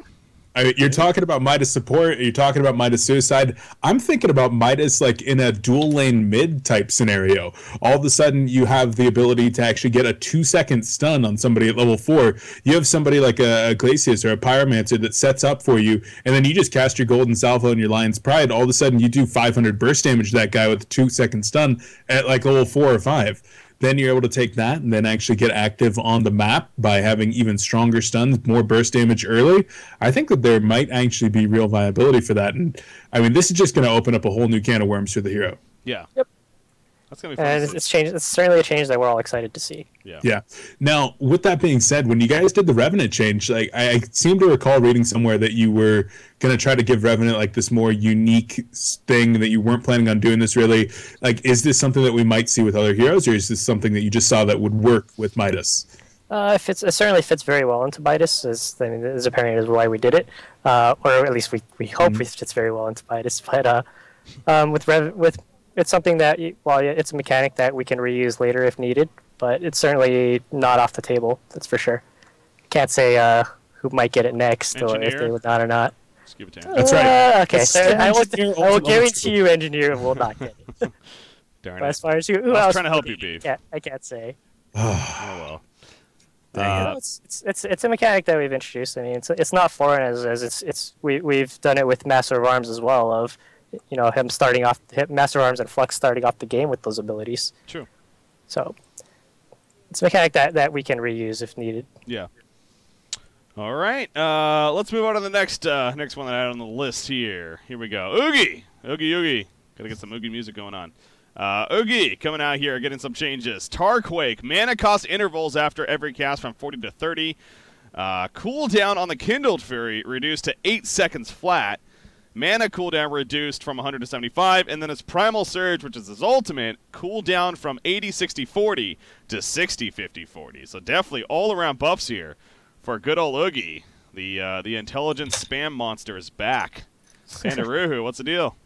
The biggest thing with Oogie is, well, late game. I mean, if he gets a good start, you definitely have some frustrating experience where he becomes unkillable. Unfortunately, that so very rarely happens that we felt that his early game could use a little more of a push. We think between his Tarquake and Kindled Fury, he didn't really have too much. Like, you'd basically cast the spell twice and be completely just kind of sit there in lane for a good minute or something. It's not really a playstyle we wanted to promote for someone that's trying to build all mana. So with these changes, Kindled Fury being a much better at earlier levels, most of the cooldown, it's going to reward the Oogie for spending a little bit more of his mana. He's going to be able to spam the Tarquakes a little bit more. So overall, just increasing the better flow for the hero, capable of getting more casts off, most notably in the early game. Yeah. Beef, Oogie thoughts? I think that we might finally see a sacrificial icon of the goddess work.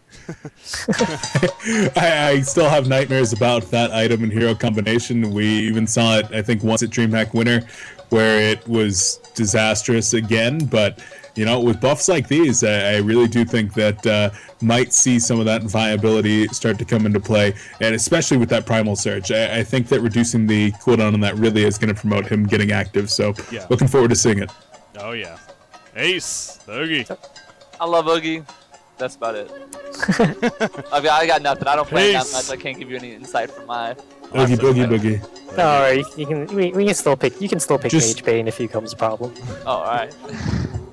Are you fine with that being a thing where it's like that's where so you see Oogie, you're like, well, we're fine with buffing up maybe a little bit more and more, knowing that he has a hero like Mage Bane where it's like he's a pretty hard counter to him. Oh, that's the beauty of it is it's not even necessarily just a hard counter. It's the fact that Oogie's going to be spending a lot less mana to begin with, and that he's still getting back the mana when he does take damage. Mage Bane's, well, yes, this burns off a lot of his mana and can turn it into more damage. Yeah. Mage Bane still has to be there for the fight, and Oogie's certainly comfortable with going toe to toe with pretty much anyone. So. Yeah. No. Yeah. Definitely. All right. I think having counters like that is actually a kind of a cool thing to have in the game. Just it develops a lot more strategy as far as what you want to the picks and counter picks and the bans and which playstyles you're going to try to foresee. So yeah, Keeper Tempest, obviously classic. Yeah. Classic example of that. So the Oogie Love. I love this song. I just want to keep this song going. I don't even want to. It's an hour long. Are we fine? I'm just going to keep it going. No, probably just turn it off. We can't hear it. I know. Yeah, I was expecting the crowd can hear it, but all right. So moving on to the next one. Now this hero got a lot of love in 3.0, and we knew these changes were going to have some pretty positive impacts. They most certainly did. This is probably the hero ever since that 3.0 patch that's just really skyrocketed back on the competitive scene, especially. Of course, I'm talking about Pestilence. Yeah, that's true. Pestilence, though, the one I'm talking about here, so he's taking some nerfs to an extent. Strength gain reduced, agility gain reduced, and then his gore damage from 20, 40, 60, 80 to 10, 20, 30, 40. So definitely getting hit here. It's not overwhelming by any means, but definitely taking a nerf a little bit here, Panda. The biggest thing is while yes, he's been introduced with he's been reintroduced to the scene with a large slew of buffs with the previous patch. We wanted to keep those buffs still intact because they're adding a lot of cool team combinations. Like you can use Pestilence as your chase down. You can use him as your initiation stud. Yeah. You can use him as your my biggest thing is armor decreaser. So while those things are arguably what made them problematic because those are what changed, we wanted to keep them intact because that's what's providing a lot more of the team playstyle that we really want to promote in Pestilence. But we weren't really so looking at these nerfs, we decided to tone him down a little more in his carry role because inherently you could become very tanky by just building a portal key and a shrunken head and just still have this phenomenal damage potential with you just your swarm alone. So these changes are more to bring down his carry role a little bit. We wanted to keep his initiator role. We didn't really want to hit his abilities too much because we wanted to keep his constant upkeep stun. We wanted to keep his flight intact. We wanted to keep his again team focus as far as what he's providing. Yeah. So. Beef. Well, first thing I want to address, I'm actually seeing a post here from Brayo on Reddit that's talking about, do you guys think the nerfs on Pest are too much? You reduce his armor, his speed, attack, his HP, damage, and the gore is halved. And, I mean, first thing I want to say is when you're talking about the armor, when you're talking about the strength and the agility changes, like for strength at level 10, you've essentially removed a bracer from Pestilence. 3 strength by the time you're level 10. Like, it's not huge. The same thing when it goes for the agility and the armor. But, I mean, what are your thoughts here, Panda? The biggest thing is we've hit his strength gain as opposed to his starting strength, which is very noticeable. It's going to encourage... his early game strength is still going to be attacked, so if you pick up, like, an early portal key and start encouraging those team fights, that play is still going to be valid. Again, by level 10, if you're going to be losing only 3 strength, that's still only one gauntlet. That's still only one crushing claw. Again, the 4 agility, by level 10. Again, the effects will only really come into play at the later stages when Pestilence is running around with pretty much only a demonic breastplate and a shrunken hand, and he's pretty much out carrying your Dark Lady. So. We want to keep his carry potential still there because his damage on his swarm is still there. But we didn't really like the fact that he was competing so strongly with your hard ricing carries. Okay. So now my other question here is from myself. Nerfing the gore as opposed to the sprint, you definitely talked about why you guys chose to do that. But, I mean, the incentive to level up gore at this point seems so minimal. I mean, it was already a little bit low. You're talking about going from 0.55 to 0.7 seconds, going from level 1 to 2 right there. It seems like a little bit of a one-point wonder, because you throw an additional point in that, you gain 0.15 seconds on stun, and you gain 10 damage on a 25% proc chance. It seems like a really low reason to actually invest into this skill. I mean, what are your thoughts on that? Unfortunately, at the earlier levels, when Pestilence doesn't have very much attack speed to begin with, I'd have to agree. You're not going to really feel the effects of that too often. As far as the actual stun duration, it's still a significant benefit. Just with the cooldown being 2 seconds, you can constantly bash someone indefinitely, or you can pretty much bash someone for 50% of the time. So keeping that in mind, we want the gore to be more of a late game focus as opposed to early game powerhouse. So okay, it has taken a notable hit, yes, but again, it's more the damage so than the utility, and I think the utility is ultimately what's the biggest thing that's keeps Pestilence intact. So. Oh yeah. The 25% chance to stun. I mean, we talk about it all the time. Can he get the gore proc? Can he get the gore proc when he's chasing down or to stop a homecoming stun or stop something like that? And it happens, and you're like, oh, there you go. So that percentage buff was huge amongst all the other buffs that the guys took in. I mean, he's still going to be a strong hero for sure. Ace, what are your thoughts on Pestilence? Yeah, exactly what you just said, actually, is that he got that buff. What was that? That and then the flight buff a while ago where he can't, he doesn't take extra damage from flight. And I feel like this is just kind of making up for all those where, the gore procs every 25%. which is huge. Doesn't scale up anymore. So I guess taking down the damage a little bit makes a lot of sense. Obviously, Beef brought up the 1-point wonder. Maybe that's what it is. You know, you get a point in gore and then you just let it be. You know, just hoping for that one shot to stun him, and that's about it. Yeah. Yeah, he's still going to be a significant hero. I feel like it's more of just a counterbalance to its previous buff to kind of like level it out a little bit more, find Pestilence's kind of niche spot. So.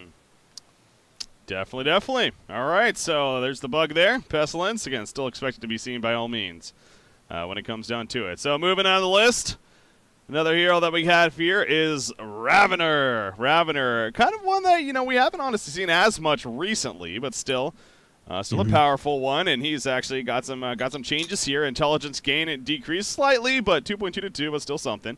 Base damage, more, I guess that is definitely a nerf right there, both on the minimum and the maximum. Ball lightning, mana cost from 90 up to 120, all the way to now just 110 at all levels, so the same thing as level 3 previously.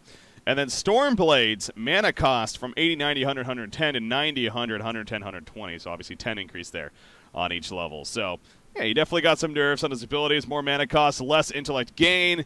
Seems like, so you're taking away that comboing of the abilities early on, especially a little bit away here, Panda. Yep, the biggest thing is, the most notable change that Ravener received that really pushed him over the top was the change to his ultimate, adding a large amount of damage through his carry potential, but also filling that niche of turning him into a true magic damage carry.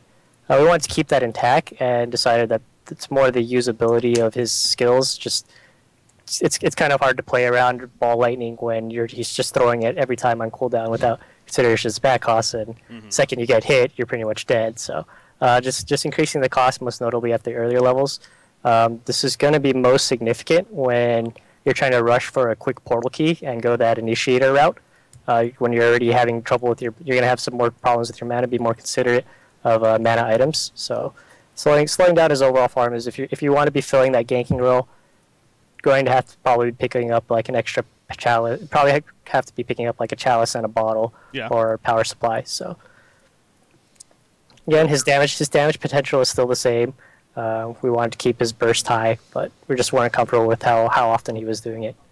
Exactly. So like you said, maybe having to invest a little bit more now into a blood chalice earlier on or something like that to the earlier gold. So Beef, what are your thoughts on Ravener? I really like these changes. Just overall, I think that he was one of those heroes that was able to just be picked up in a lot of different situations and almost always be viable. And these are all very small changes, like very, very minimal changes. But I think it's going to push him just a little bit into that direction where you have to consider picking him up before you can just say, oh, what fits in there? Oh, Ravener will probably fit in there pretty good. So you just got to think about it a little more. And I think that's the exact way that these heroes need to be fine-tuned. Yeah. Ace, any thoughts on Ravener? Yeah, I'm actually going to label this the first in mini. It's called a Super KGE nerf, is what it is. And what happens is Super KG is such a baller player that when he shows how a hero can really be used and utilized to its full potential, nerfs just have to happen, because then other people start picking it up and you see it played all over the place. So, on that note, I feel like it is definitely a good nerf, because the Ravenor was tearing up the scene, but I'm just stamping it with a KGE nerf. So, well, the biggest thing is Super KG, he always landed those Ball Lightnings, so he doesn't really have to worry about the mana cost too much. That's true. Yeah. That's the thing for him. For a player like him, this honestly isn't even really that big of a change. As you he doesn't even care. KGE nerfs don't even affect KGE. Go figure. They're ineffective. So yeah, Ravener obviously taking some nerfs there, but again, he's not like he's definitely not that top. I mean, even with Super KG, he's open to be picked up, and he will be passed up. He usually may be banned out of second tier bans eventually, but he still has that appearance chance at least. So I'm sure we'll still see Ravener after this. Moving on the list though, keeping it going here. We're getting down there on the heroes, but then we got all the items to even still talk about this. So there's still plenty to talk about, guys. Don't worry. We got Sandwraith going to be next on the list here. Sandwraith, a popular carry hero. Definitely taking some hits here. His agility gain decreased. Magic armor from 5.5 to 4. Desert's Curse move speed bonus decreased there as the levels go on. And then Mirage, illusion duration, increased even. The cooldown, though, increased at the earlier levels, all the way to the same at the final level. So, taking some tweaks around right there. Pandaroohoo hitting the Sandwraith here. Well, the biggest thing to Sandwraith is, honestly, is the magic armor. Starting magic armor reduction, it's going to make him be a lot more considerate of those defensive items early on, or even his skill build of skilling up his defensive dissipate, or sorry, desert. I forget the name of it. His E skill. Yeah, it's wow. Now you got me on the spot. Dispersion. Dispersion. It's dispersion. It is, isn't it? All right. All right, so he's going to have to be a little more considerate of getting that dispersion route. So if he wants to build a little more defensive, or if he wants to go offensive with his deserted skill. Overall, I think Sandwraith is his damage is certainly still intact. You can still use him as your ganker carry. You can still use him as your ganker carry. He can still show up for those fights. It's just really going to affect how fragile he is when he shows up for those opportunities. Yeah. Yeah, the magic armor, I agree. I mean, that's definitely quite a hit right there. I mean, we see him all the time just go straight into the Energizer, hitting level 6, and starting to set up ganks, and this is definitely going to make maybe be a little bit more observant of that and not as free roaming with it. Beef, your thoughts on Sandwraith? Yeah, exactly what you guys were talking about. The magic armor one was the one that caught my eye. Outside of that, I really like the change to the Mirage cooldown, going up just 10 seconds on that first level. It seemed like he was just able to use that a little bit too often, and that's what a lot of players talked about. As soon as you hit level 6 in that short lane, you were just going to be activating that on cooldown, and even just a small tweak right there, I think it will be noticeable. So small tweaks, once again, I mean, I think that there are some heroes that need those large sweeping changes. Sandwraith, the one that a little tweak is going to go a long way.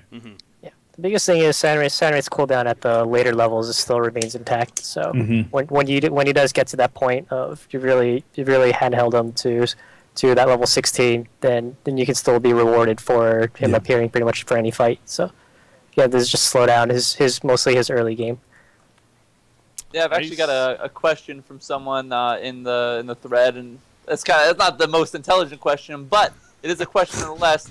Is what was the point of nerfing SW, aka Sandwraith, to the ground? Now you kind of went over the question. It's not really a nerf to the ground. It's a nerf that's all-around nerf that kind of I guess contains his power. But what would you say on that, John? Is just another reasoning behind the nerfs? As far as a statement of nerfing to the ground, I think that's a little over the top. Yeah, that's what I was like, it's all matter. It's all in perspective. I mean, all right, so it could be seen as hit too much. The biggest thing is these changes. They're all directional nerfs to more hit his early game, and it's more to give the opponents a chance to respond.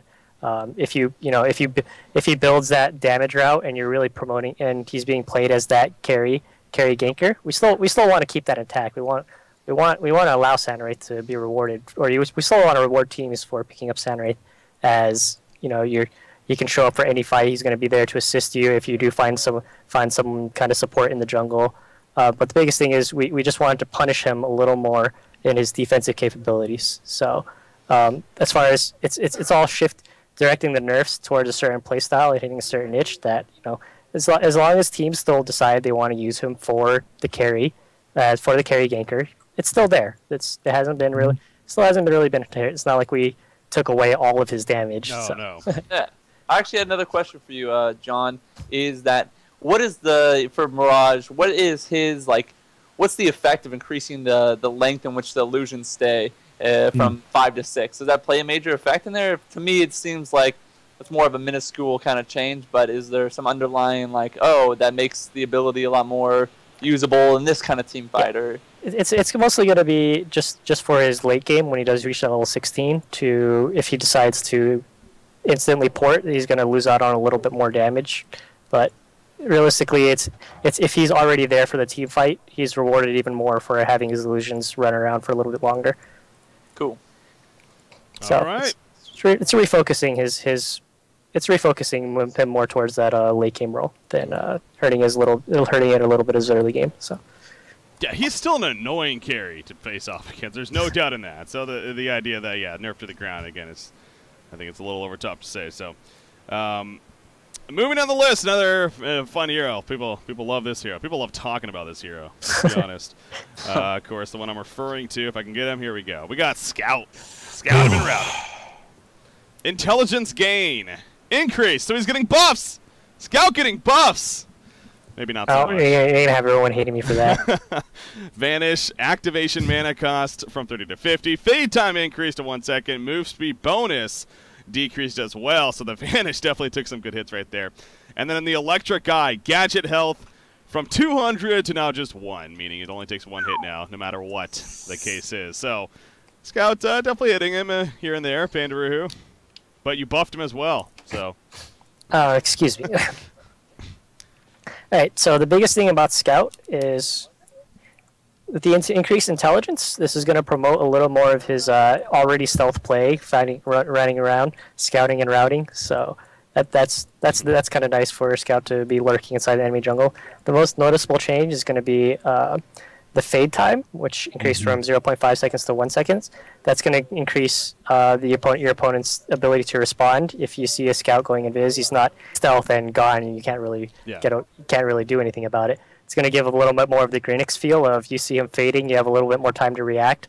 The big Vanish activation mana cost. This goes hand in hand with the increased intelligence gain. This is mostly meant to affect his role as a suicide and more his farming capabilities.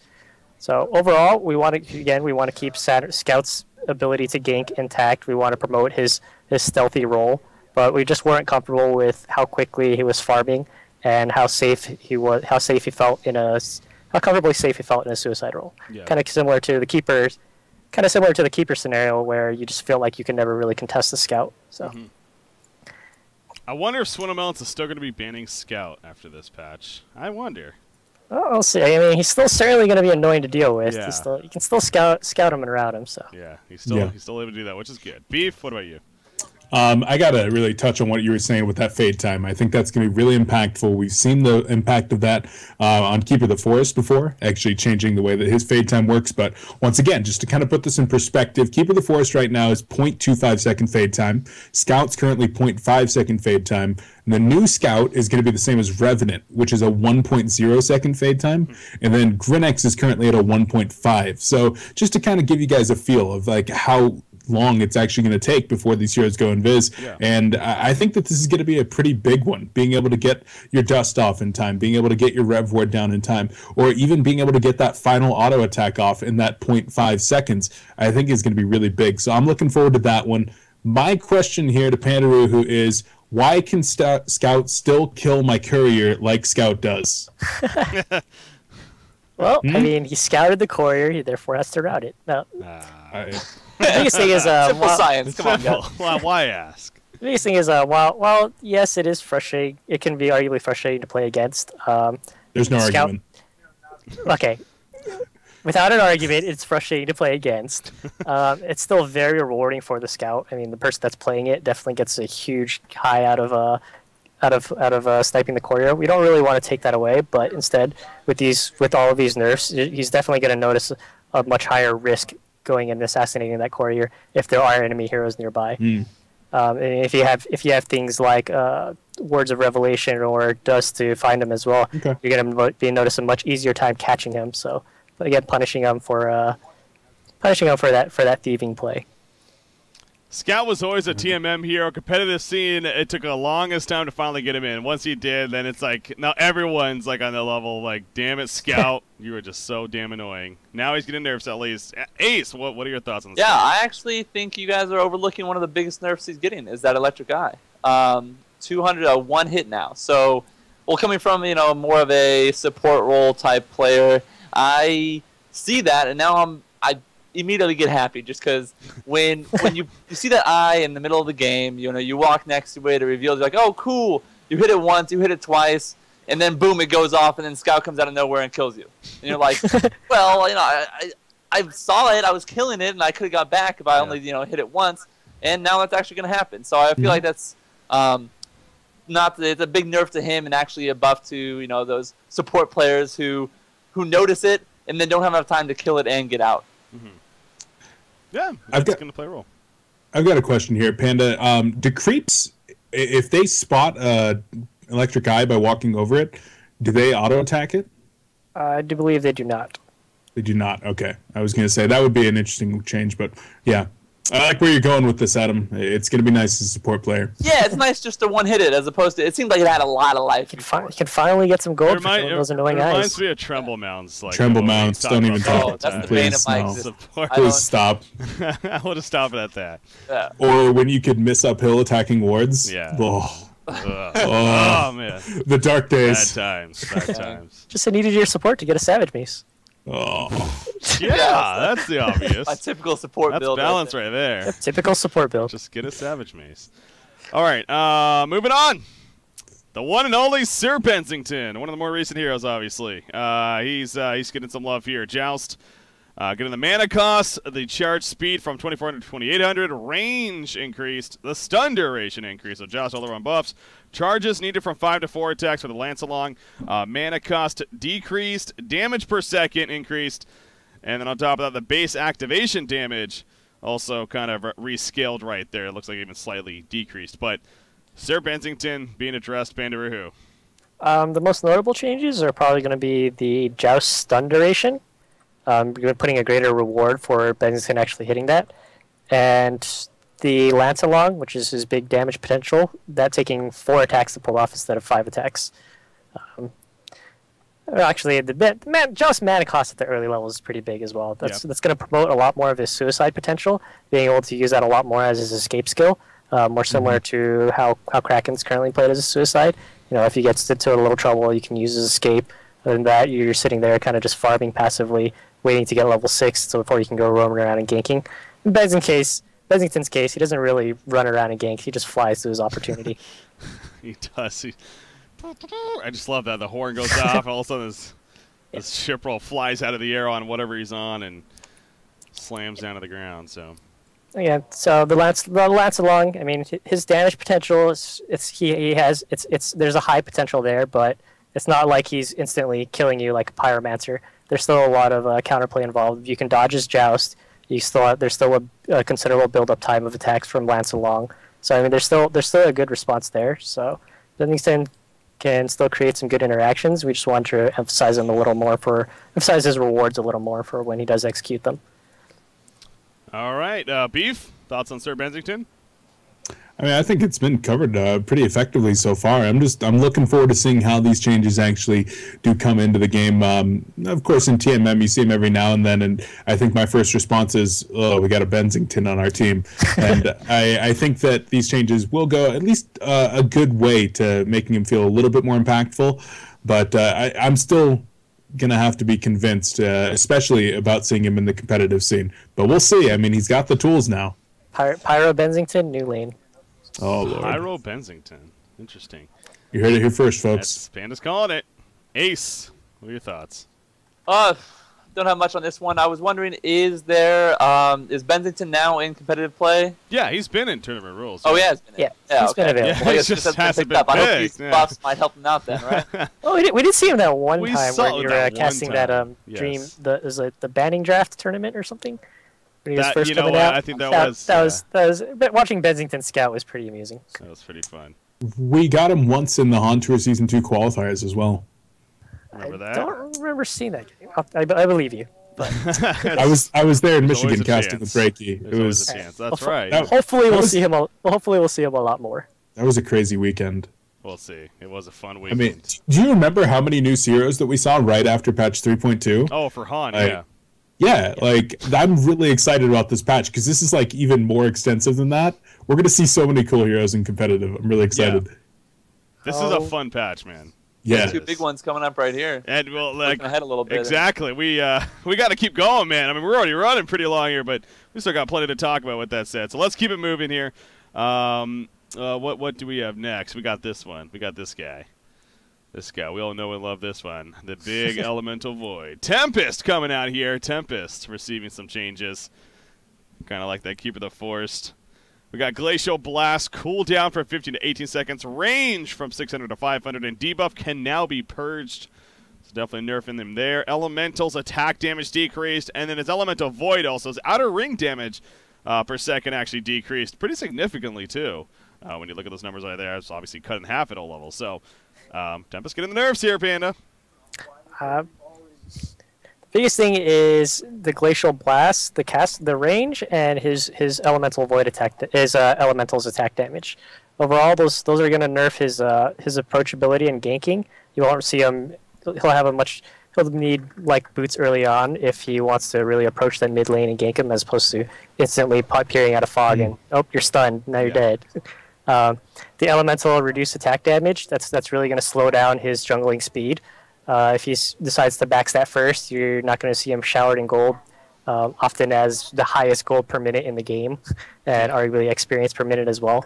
So overall, these nerfs are mostly just to hit his early game potential, lower his snowball capabilities. Because how Tempest is usually seen is, fortunately, he gets a good start, often a great start, and then you just see him showered in gold, picking up like 4 or 5 team fight items. And it's not very often you see your jungler get, sheep, shrunken head, blink dagger, and refresher orb all in one. So overall, again, his ultimate is still intact. You're still gonna see those big iconic Tempest ultimates. The damage was lowered a little bit on the outer ring, which is the free damage that you're getting when you're traveling to the center. The damage in the center is still going to be the same. So if you do land a perfect Tempest ultimate when everyone's in the dead center, you're still going to get the full damage potential. They're all just hugging each other. You just put them all in the middle. That happens often. But no, we wanted to keep iconic Tempest's iconic ultimate intact. So instead, we're looking at mostly just lowering his early game speed. Yeah. All right, Tempest getting hit here. Beef, what are your thoughts? My biggest thing that I'm looking at right here is the Glacial Blast is now debuff, or debuff is now dispellable. Was that? Yeah. It wasn't before, like a Geometer's Bane or a Nullfire Blade. You weren't able to get rid of that. Correct. The most noticeable thing was if you were an Arachna and you used Hardened Carapace after you got stunned, you would walk for a couple seconds and then get stunned again. Was that always intentional, or was that a bug? I feel like that's really... It was known, and so it's been intentional for the longest time. I have definitely called many times during casting that they purged it off with Geometer's Bane and stuff. Yeah, and I can't say I've been open about knowing that either. So I mean, it was interesting to see that. Yeah. So that's really cool. I mean, I always like that you are going to be able to get more active, show more skill by hitting your skills at the right time to actually get rid of that duck into the fog or whatever you need to do to prevent those stuns. So I really like that. And then the other one was the outer ring damage, especially at the lower levels. You're talking about coming out of the jungle at level 6, level 7. You go hit a long range ultimate. Ultimately, you're talking 50 to 60 damage nerf on that one. And I think that a lot of times that's going to be maybe the difference between a kill or not getting a kill. So I think that's going to definitely open up a lot more in terms of making sure that you have the right positioning, making sure you have the right amount of damage. And I think that's going to be a good change for early in the game. Again, but you still get the full damage potential if you can stroll along up to them and hit them dead at the center. Just want to keep that in mind. That's still there, guys. Ace, thoughts on Tempest? Thoughts on Tempest? Well, if you guys didn't know, Tempest was my original hero. It was just hero I went to all the time. Yeah, I love Tempest. Only because I was just so bad during the game that the only thing I could do is get off a big Tempest ulti, and that was what I lived for. But with all that aside, to be honest, all these changes are really doing is, other than the Glacial Blast range decrease, which was pretty significant in my opinion, because it's already hard, as slow as you are as Tempest, just to run and hit someone when you're trying to gank, maybe a bot lane if you're on the Legion side. And so that's going to be a pretty big, nerf to him. But then on top of that, as long as the ultimate is still there, and the ultimate is still doing what it's meant to do, which is hold the entire team in for 3 to 5 seconds, then I think Tempest is still going to be a factor. And simply, slowing down his farm a little bit and making him a little less, I can sit in the jungle and easily get to one of the highest GPMs in the game, is, in my opinion, just great for the game, great for the scene. Makes him a more, I use Tempest for the ulti, as opposed to I use Tempest to ulti, farm, and just do everything. So, that's my opinion. I mean, yeah, and he still has this Meteor, too, which I've always think goes as a very underrated ability. It's kind of one of those abilities we never really talk about, but Meteor is a very strong ability, especially in that later game stage. for doing a lot of good damage in those AoE fights and whatnot. So I saw a lot of people, making the point like, oh, see a Tempest finally out of the scene. Whether it's joking or not, that's not going to happen. I mean, Tempest is still going to be a staple here, I think it's safe to say, in the competitive scene. Yeah. It's just the idea that he is that absolute top-notch. We get him if he's there, unless he's banned initially. It's probably not going to be maybe as evident, but he's most certainly still going to be played. That ultimate's still there and still is ever so powerful. So I think we're all on the same page with that. Cool. All right, moving on, and I'm glad to see this one. This hero definitely getting some love here in this batch. I really am. I know a lot of people are. Classic hero here, Thunderbringer. Thunderbringer getting some nice changes. Move speed increased up by 5. You got the starting armor increased by a little bit. Blast of lightning. Interesting stuff here. Now can be used on himself or an ally to not only grant plus 75 move speed for 5 seconds, so kind of like a quicken really from Blitz, but also grants true sight and clear vision around that target as well. So just to clarify what that exactly means, if you use Blast of Lightning right now against an enemy, you get clear sight, you get true vision around so you can see wards and whatnot, invis units. This allows you to do it on yourself or even allies, so it's more of like if you're in a case where a ward of sight's there but you don't have an enemy nearby, it's like, well, you can just do it on yourself. But on top of that, again, you get plus 75 movement speed. So, I mean, these are pretty cool buffs that are coming out for Thunderbringer. Panda. I think he might out-tier Blitz. he's giving Surge. He's giving Blitz a Surge run for his money. Yeah. Yeah, he's giving Blitz a run for his money. No, overall, starting movement speed and starting armor, it's going to increase his lane optioners early game. The big Blast of Lightning change. Well, yes, you can use it for the movement speed boost. You're losing out on a lot of damage by doing so. I mean, Thunderbringer is iconic for his big WR burst. So by doing that, you can use it to escape, but you are losing out on a fair amount of damage. Being able to use it to counter ward, I think that's definitely something that we're looking very closely at. We could very well see Thunderbringer as a support, running around counter warding the map. Never thought I would see that, a Thunderbringer support. That's.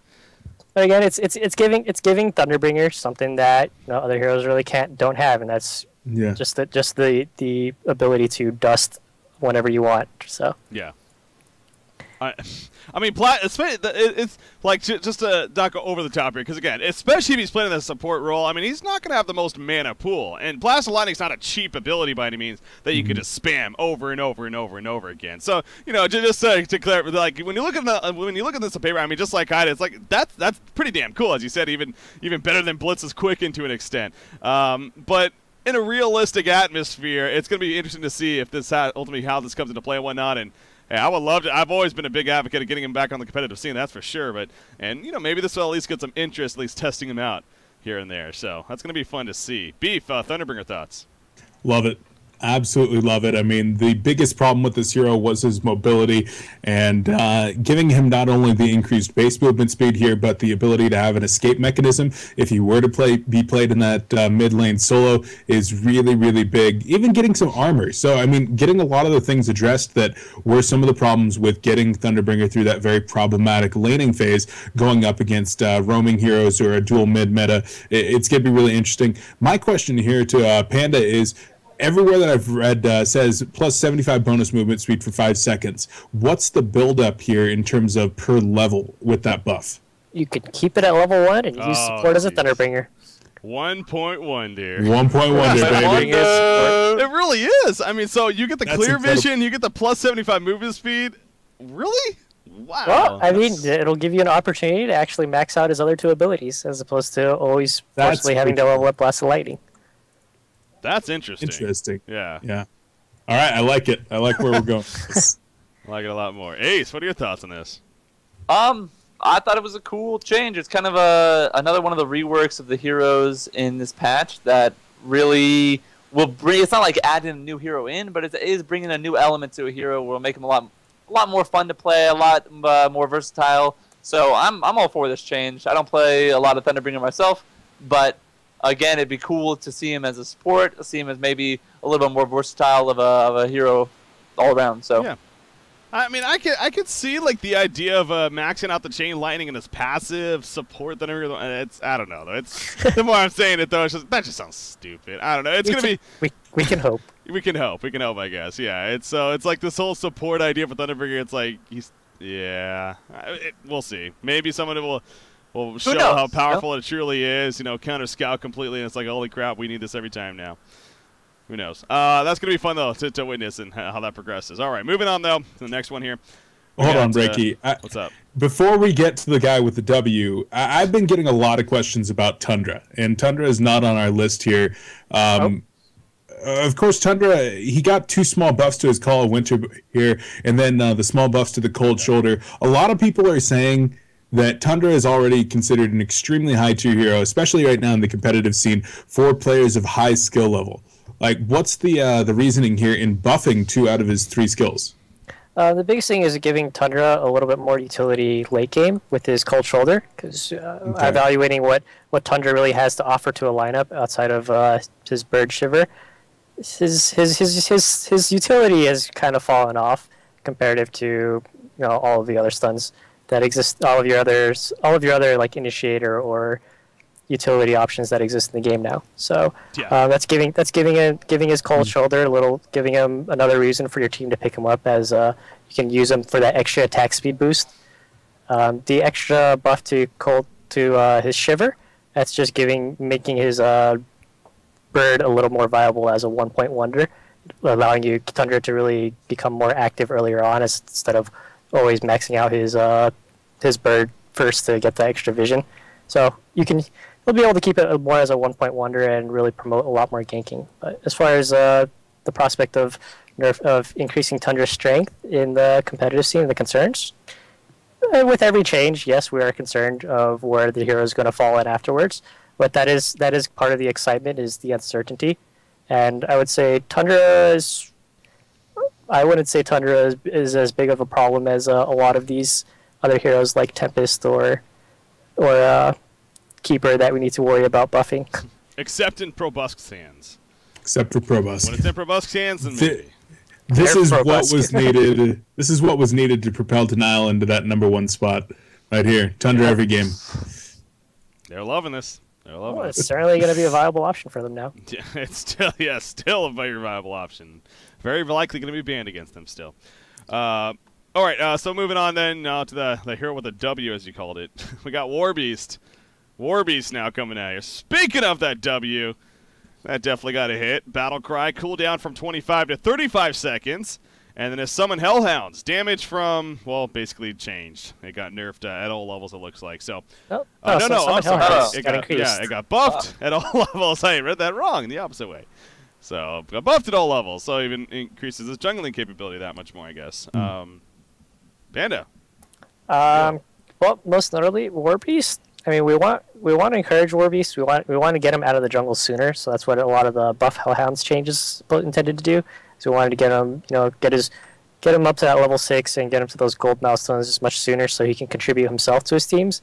The nerf to the Battle Cry is still in that same direction of, we want you to feel the impact of War Cry, but we don't really want Warbeast to be picked up only because of that. Like, you pick him as your forfeit hero, where you sit him in the well and say, here guys, have some extra attack damage.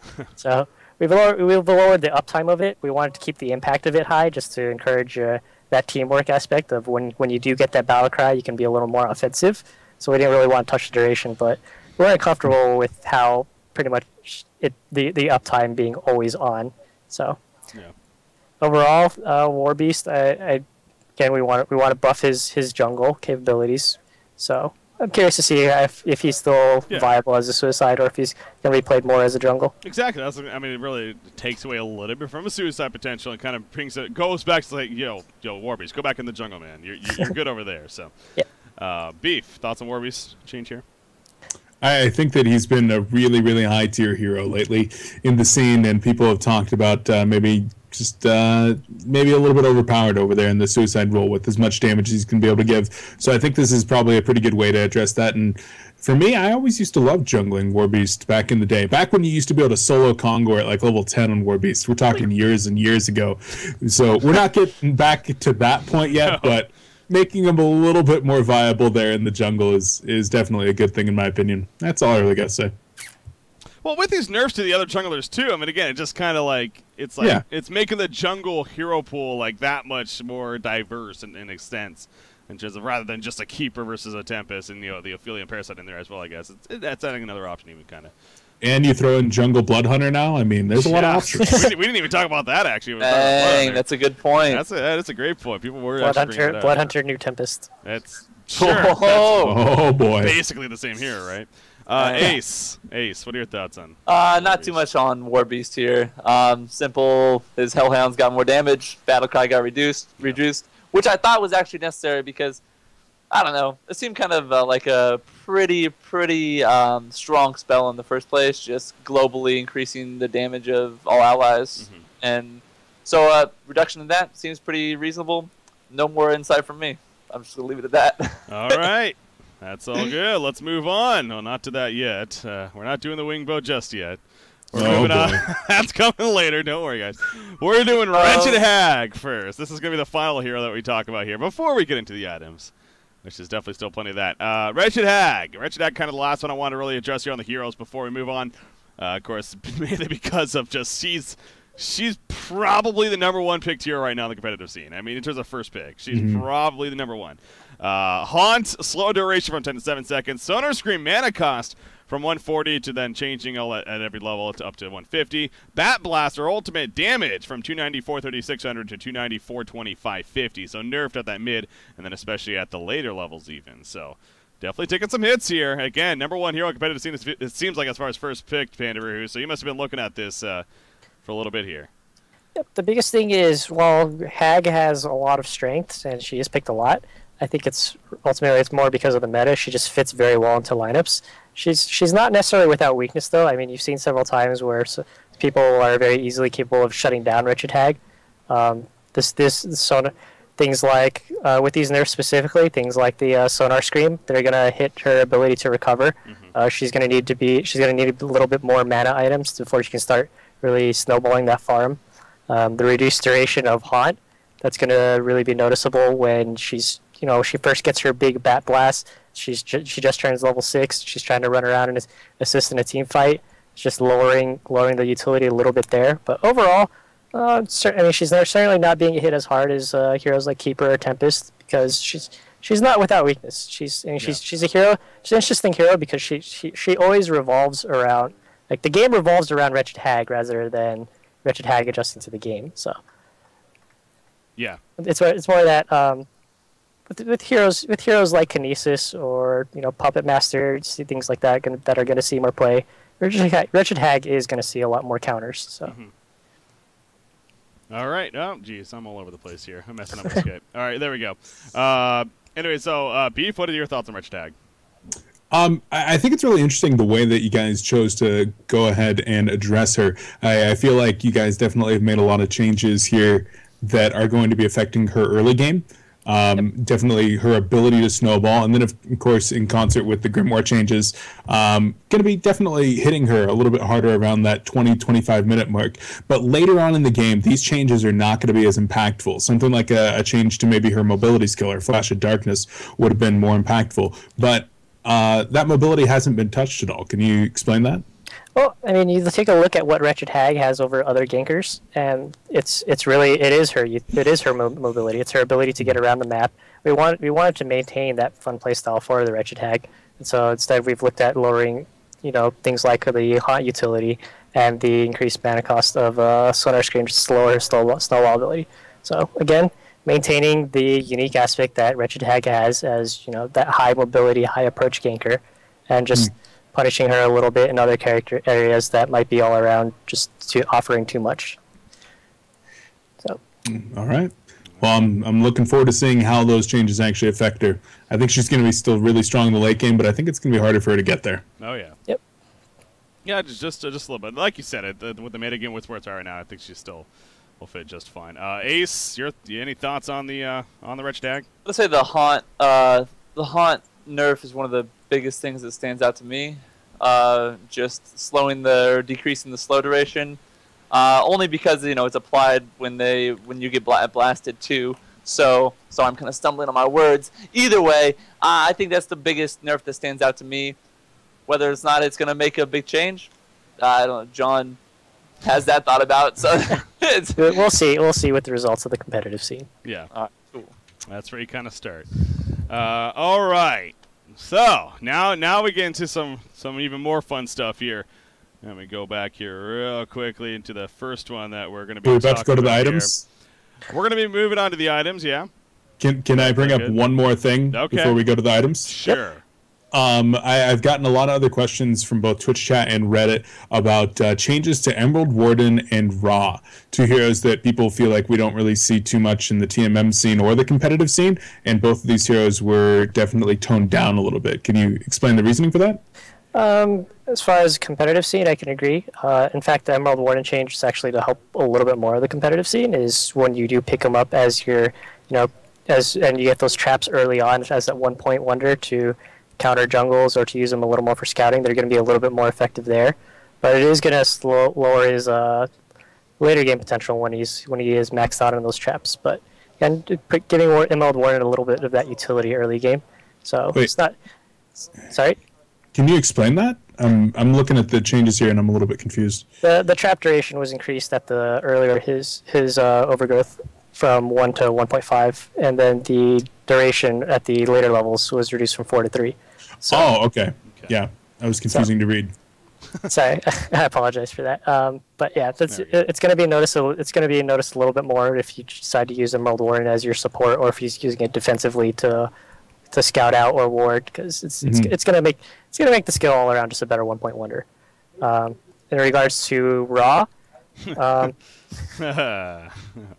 there's always been an uproar of nerf Ra and why nerf Ra. So Ra is with his refocus of shifting away from his burst damage, shifting away from his lane lethality. We introduced his capabilities of jungling again. Unfortunately, we're not comfortable with how fast he's capable of jungling, but more notably that he's not really being considerate of any health regen items when he is jungling at those speeds. Yeah. So kind of similar to the Keeper and the Tempest. Kind of similar to like Keeper and Tempest, where we want them to be a little bit more considerate of their item choices early on. We don't want them to freely be able to rush a big core item without having to spend any gold on any regen. So. To Araz. In regards to the competitive scene, I would say the biggest thing is they're just having a little bit trouble trying to fit into the meta right now, more so than their power level not being there. Okay. I mean, some heroes just aren't going to be competitive heroes in the end. I think just Ra is just an example of that. He's just not really that kind of style of hero that just doesn't really contribute enough. So he's a great pub stomp hero, though. Well, I mean, ideally, in perfect balance, which we hope to achieve, is every hero will be viable at all levels of play. Yeah, I mean, definitely. That is a great that's a great goal to set for sure. Getting there. We're just about there. I feel it. We're around hero the corner. hero by hero. All right, It's hard when there's like 130 heroes. I've got one more thing to bring up before we go on to the items. Okay. Is I got a private message here, and it pretty much Naughty Girl is the name of the account. It asked, why do we stick to the model of nerfing and buffing as opposed to just buffing all the heroes and making them all enjoyable to play? And that's the basis of the question. And I'll just let you take it over, John. But yeah. And the biggest thing about that is there's two ways of balancing, and yes, that is a valid way is to just buff all of the heroes to make them all more powerful overall. But the biggest thing is balance is still all relative to everything else that exists within the game, and there's still always a constant that stays. So things like creep damage, the item stats, the amount of experience you gain. Those are all things that are going to be indirectly affected when you start buffing all of these other heroes instead of nerfing them. So instead of take for example heroes like Tempest right now, arguably the fastest jungler in the game, definitely one of the richest. If we were to buff all of the junglers up to his farming capabilities, you're left with a bunch of other heroes that they're not able to compete because they can't jungle to begin with. So you then make it more you're arguably making it more mandatory to have a role like the jungle hero filled. It's not necessarily, you know, I'm not saying there's an absolute way to balance, but we find more value in the method of introducing, you know, unique things about heroes that players can appreciate, as opposed to just increasing the power of them all around. Yeah, isn't the phrase is that power ramping or what? There's a familiar phrase for balancing. It's often referred to as power creep. Power creep. The concept yeah. of buffing everything else to the bar instead of adjusting everything, but increasing everything else that's lower to bring it all up to the bar, as opposed to bringing things down to the bar. Right yeah. Cool. Well, thanks for answering that, John. Very well said. All right, so we're good. We're good with heroes? We are good. I think we're good. I think we're ready. I think we're ready to talk about items now. I forgot to mention one last thing. Oh, Cersei is totally going to be in competitive play. Yes, that's true too. Cersei is going competitive, man. Salamon as well. Cersei and Salamon are both going competitive. Yeah. Angry Testy's coming back. It's official. Cersei, I don't know. Breaky, we thought illusions were bad before. Well, we'll get into that in just a second, actually. Not only with Cersei, speaking of illusions. It's grim. Let's talk about items now. Here we go. Let's talk about items. And we got the first item that I want to talk about for obvious reasons. This is one of the 2 new items that is being introduced into Heroes of New Earth tomorrow with patch 3.3 of Fortified Arsenal. The Ion Stone. Very interesting item, really. So, here you kind of get the breakdown of it. It costs 300 gold, very cheap item. So you get 60 max health to 45 mana, and that's it. No, just kidding. So on top of those stats that you actually get, it's the easiest way to it's kind of like a mini bottle. You can kind of see on your screen, though, when in inventory, you right-click a rune and power the stone with 3 charges based on the rune. The charges last up to 4 minutes. When powered, target yourself or an ally to consume a charge and give them a short duration of that buff of whatever rune you happen to consume, and then does not stack with other ion stones or bottles. It's important to note as well. But Panda, you might be a little bit better at explaining what overall this item does and what the idea of it is. Yeah, I think when you guys are reading this offhand, your first assumption is, you know, this is basically a bottle clone. Yeah. But the interesting thing about this is it does not actually consume the rune when you pick it up. So your teammate that still has a bottle, you can still run over. So you're incentivized there to more camp the rune for them still, but you're additionally rewarded for it. So essentially, you're duplicating the rune. So can I ask a quick question there? Yeah, go for it. It says it doesn't stack with other ion stones or bottles. So if I'm, say, in a dual mid lane and my teammate gives me their bottle and I have my own ion stone, can I bottle it with their bottle and use my ion stone? I'm going to have to confirm 100% on that. I don't remember entirely what the result of that was, what we decided on, but I do remember, I believe that is the case. You are capable of doing that, yes. That's crazy. All right, tell me what these charges do. Okay, so if you were to gain there's an invis rune that spawns or a haste rune, you have this ion stone. You can go run over, store that, essentially copy the rune. You're given 3 lesser effects of the runes, or 3 individual charges. So for invis, you'll get a shorter duration. For haste, you'll get a shorter duration and a shorter move speed burst. But the biggest thing is that rune is still there. So if you get something like haste, you boil your charges, go run somewhere gank. If the enemy team still hasn't gone and grabbed that rune, you can actually run over and refill it again, which is kind of the cool thing if your team's camping it. But the biggest thing is this is more to reward. Okay. To be a greater incentive for support, like heroes like supports or junglers or heroes or gankers that are really mobile around the map, but you aren't really conflicting with your teammates over who gets a bottle anymore. So it just encourages more team play among the map objectives. I'm gonna have to see this in game. Yeah, I think that's where we're all getting I will say this is definitely one of the more fun items to start the game with as a mid support. Yeah. Bring back 0-minute rune. I was like, I don't have to buy starting wards. That's what I'll say. Bring back the 0-minute rune, baby. Get the Ion Stone battles going.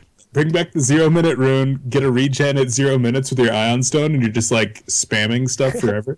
You just have to hope they don't run over and pick up the rune. Okay, let me ask this then. So how's this been going in SBT? Because like Beef just said, it's kind of one of these items where I really think we're just going to have to wait and see how it actually really works to get a great feel for it. How has it been going in SBT? It's actually been really interesting to see. We've definitely seen a lot more of that team play promotion. We've seen the jungler, often running out to camp the rune, but on top of that, he's sitting there actually. Something like a regen rune spawns, he's sitting there comfortably sipping that regen rune, and just waiting for his teammate to come because he's still getting full life and mana while still storing some extra charges. Mm-hmm. Some of the cool things is also because you can cast the charges on your allies. If your ally gets into like a slippery situation, you can give him a haste rune in combat. Again, 300 gold, baby. Again, encouraging more of that team play promotion, which is what we're really trying to emphasize with this item. Is just we have these runes in the game, we want you and your team to be more incentivized and more rewarded for defending them and securing them. Okay. Yeah, I want to emphasize something too, because I was messing around with this item in SPT the other day, and these buffs, they're very, very, very small versions of the actual runes. So correct. You're not getting like a full double damage that you're putting. Yeah, you're getting like 1.2 times damage. So as a support, you pick it up, it's a double damage rune. Yeah, that's not gonna do much for you. I mean, yeah, it's gonna be effective in a fight, but it's not gonna be something that puts the fight over to the pushes over the edge. You can cast that 25% boost on your carry without having to actually hand them the bottle. So again, giving that team combat use. So yeah, but I see the chat is blowing up, and I just want to tell you guys that this item, even though it seems a little OP, it will change the meta and change how the game is played, but it's 300 gold, really cheap, but it costs an inventory slot. So if for all you thinking, hey, why does my whole team just go to a rune, pick up invis runes, and go gank as the whole team? 1, you're losing out gold and experience in each of the lanes. 2, you're wasting a spot in your inventory for a 300 gold plus 60 health plus 45 mana item. Like, not really reasonable. A lot of factors are involved in this, and yeah, it'll be a really, really crazy experience right when it gets released. But I don't think it's as OP as you guys make it seem. So just please hold criticisms until you try it out. Every new hero gets claimed to be OP right off the bat. Well, I mean, every new thing in general, it feels like it's going to become OP. So yeah, it's going to be fun to see where it stands. But see, the biggest thing is seeing what this item does when you don't get the runes. Yeah, that's when it starts to suck. I mean, 65 life, 40 mana, it's good, but yeah, is it that like you're just like, I have an extra branch in my minor totem in inventory. Yeah. I mean, it's going to be one of these cases. We'll just have to wait. I do want to make a very clear point. It's not going to be in tournament rules. It's not in tournament rules. So it's not going to be in competitive matches. So before that starts going over the top with, Rune and Haunter and everything, I mean, it's not going to be in tournament rules. So it's not. Neither of these items are going in the tournament rules. The new items are not tournament rules eligible. Unlike the I thought they were. Nope. Yeah. Okay, I don't know. Cool. I don't know if it actually states that in the patch notes or not, but if then it doesn't, I'll worry about this in 3 months. Okay. Yeah, exactly. It's like, all right, maybe. All right. But yeah, so again, clarify that. All right. I think that's good though. Like I said, it really for the most part, it's going to come down to it, just like all other new content. You're talking about the clanks. It's going to be heavily monitored, I'm sure, especially an item like this. You guys are going to really be paying attention to it, and if any immediate changes need to be happening, I mean, that's very possible, Panda. Yep, always. Always. There you go. All right. Look at what we did to Predator. Yeah, that's true. All right, so moving on. No, okay. One quick question here from Aldo for real. Does it pick up refreshment runes? It does. It does not clone refreshment runes, unfortunately. So it'll still store the refreshment rune, but you're not receiving any additional benefit for obtaining that refreshment rune. So you can store the charges more similar to a bottle specifically for refreshment rune, but the real benefit's only going to be if you store like a major rune like Invis or Haste or Regeneration. Gotcha. And does it have a cooldown? It does not have a cooldown. Okay. So interesting. Put 3 charges of double damage on your team in a fight. No problem. I like how you're like encouraging all this. Like, it's great. All of a sudden you've got triple hasted teammates. All of a sudden you have a true smoke tank. I have to keep emphasizing that they're not the full effects of the runes. They're significantly reduced. That is true. All right. So I think it's time though to move on to the next new item. The next new items that's coming in, of course. We got Spellsunder. Spellsunder is the name. Spellsunder, you can see the components right there. It's ultimately 2315 gold. Takes a pickled brain, a major totem, and a mana tube. So very intelligence-based mana regen, of course. Dealing any magic damage applies a debuff to a target for 3 seconds. This debuff makes them take 5 damage plus 3% of the target's health and magic damage per second. Dealing magic dot damage applies it as well, but damage is cut in half from the effect. So this is basically the equivalent to, I guess, kind of like a shield breaker, but for magic damage. Yeah. In the end against big tank units. Again, the nice thing about this is even your support hero can pick it up, because most I don't think there's any support in the game that doesn't do magic damage. So even your support heroes can pick it up if someone on their team becomes far too tanky. You're trying to deal with heroes like a Keeper of the Forest or a Legionnaire that build those heavy tank items. Pretty much anyone in your team has the liberty of going this new item that's more intended as a anti-tank to really punish those high hit point builds. Yeah. So. Is this a debuff? So everyone it takes. So debuff makes them take 5. So I guess what I'm getting at. So like allies, when they attack this target with the debuff, the effects works for them too. Oh no. This is simply a debuff that you put on the target. So essentially, if you say you're Wretched Hag, you use a Sonar Scream, and you have this item. It's going to put that debuff on them for 3 seconds, and that debuff is essentially going to do its damage over the 3 seconds. There's no additional effect for trying to stack it or auto attack or anything like that. So you yourself have to cast a magic ability and then it'll apply. Okay, that makes sense. It's pretty amusing on Slither.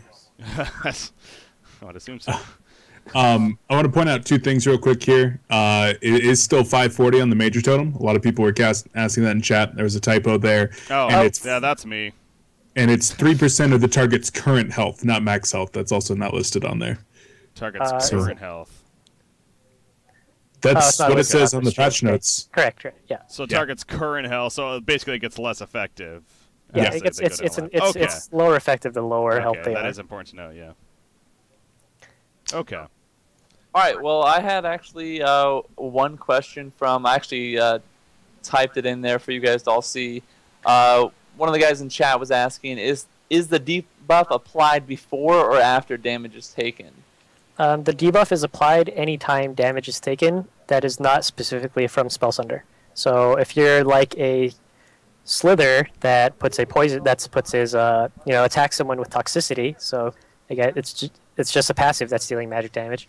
You can apply this debuff for the full duration of toxicity and an additional 3 seconds afterwards. But because toxicity is a dot damage source, it's going to be dealing reduced damage.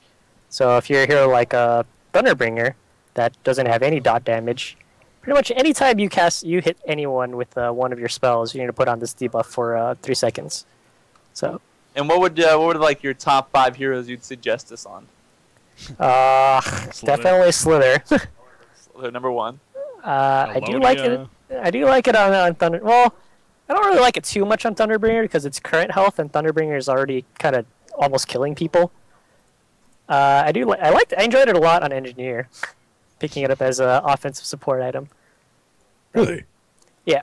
So it's relatively cheap. It's a focus of high health targets.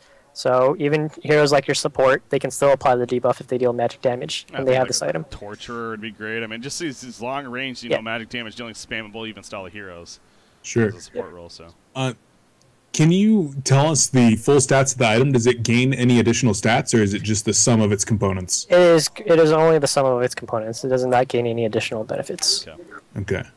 Well, additional benefits other than the debuff. Spell, yeah. But there's also no additional recipe costs. The cost so is it is simply those items. It is able to be disassembled then. Correct. Yeah. Soul Reaper. It's even more synergy for Soul Reaper. That's true. Yep. This item is going to be really noticeable for any hero that deals sustained magic damage in a fight. So I'm just going to reaffirm because I think it's right, but it does apply to Ravener's attacks. Correct. Every time you auto attack with Ravener, you will apply this debuff to them. That's another good one. And it'll deal the full 9% because he's not doing dot damage. Oh man, that's big. What about things like Sandrate's Dissipate, Mock, or Electrician's Energy Shield? Shout out again to that for real. This actually works on all of those, but again, still 9%. Oh, not the full 9%, because those are all That's considered okay. dot Okay. sources. So it's Those cut are in count as half. dots. It's cut in half. Okay. But still, I mean, Like Mach is still considered a dot, so it's still going to be applying it anytime you take Bach damage on them, but it's still reduced. Now, does this debuff stack as well? If you say have 2 people on a team that have it, can they both apply their own individual spell sunder? Currently, it does not, and Okay. we'll be monitoring that closely, but at the moment, it is not. So, Okay. I mean, you can get multiples on a team, or you can just rely on your support to get it. Sure. Good questions from Reddit, by the way. definitely. And the chat in here. Yeah. All right, as I think so, we're good to move on. Then, anything else come to mind? Time's up. All right, here we go. Let's move on to the next one here. So those are the 2 new items, but that doesn't mean we're done yet. We still got items that are in the game that actually have gotten some changes here, and this is an important one to start with. Grimoire Power, in a sense, is also kind of Lightbrand also being changed. I'll actually look at the Lightbrand changes as well on top of this. But Grimoire Power is one I really want to focus on because, again, this is an item that a lot of people have opinions about and whatnot. Dot damage from 35 to 20 per second. However, the dot damage changed from magic to true damage, so kind of different there, meaning it can't be obviously reduced with magic armor or anything like that. Jonathan, or Panda, what's the deal? Overall, do we want to keep the damage on heroes relatively the same? Actually, if you were heroes that previously did not have vestments, which is they're around that 5 magic armor range, this is actually going to be dealing less damage to heroes. But it's going to be dealing about the same damage when people do pick up vestments around that 10 magic armor range, and it's actually going to be dealing a lot more when people have their shaman headdress.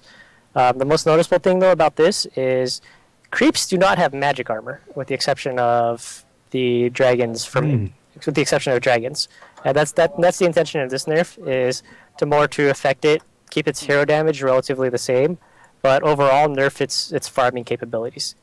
Overall, with Grimoire, we feel is adding a cool niche to the game. It's allowing those carries to become really offensive. It's one of the few items that can actually add damage to your abilities, and it's providing some good mana regen for heroes that don't have high intelligence to begin with. But we weren't really comfortable with, just people picking it up and being really passive and just farming indefinitely. So this is a hit mostly to its farming capabilities, while keeping its damage relatively the same, to encourage the item to be more of a ganking or carry potential item.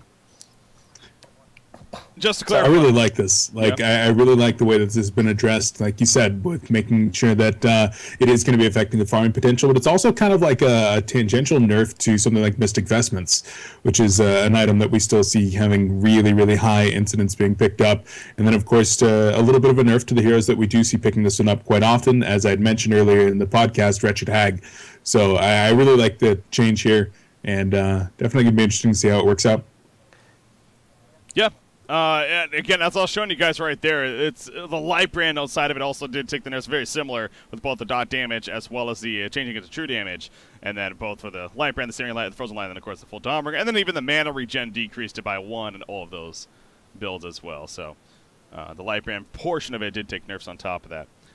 Anything to add, Ace? No, I've got a few questions from the chat just about Spell Sunder. I don't know if you guys want to go back to that. Sure.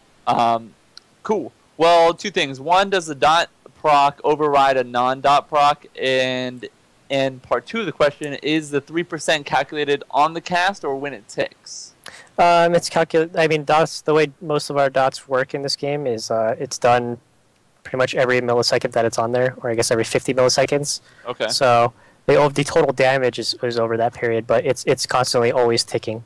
The question of if the non-dot portion, which is the full damage portion, will override the dot portion of it. So you can't be getting both effects of the item if you do deal full damage, if you deal burst damage or dot damage.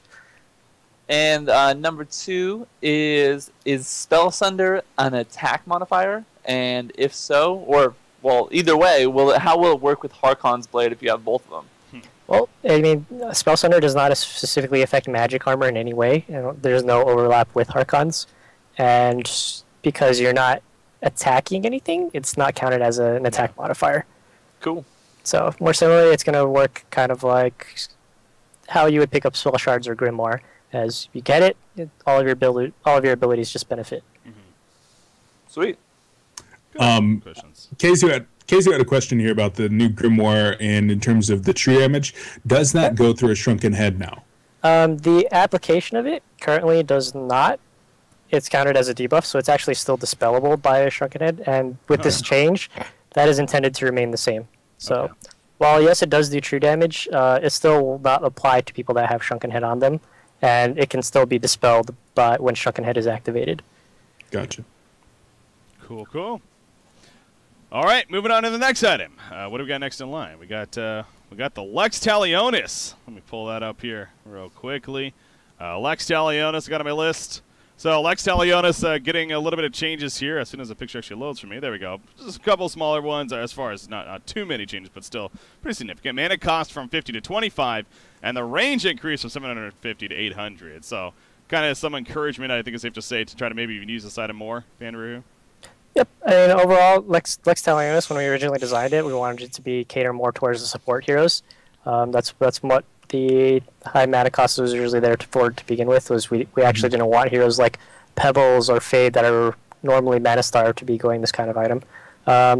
We've moved a little more towards away from that. We feel that the downsides of using this item are significant enough that we're comfortable with heroes like Fade and Pebbles picking up. So we've lowered the mana cost across the board just to make it more usable when you pick it up as your first big support item. And the extra cast range just helps as well for making sure your support doesn't instantly blow up when they're running in to cast it. So just some good power buffs for the item in general.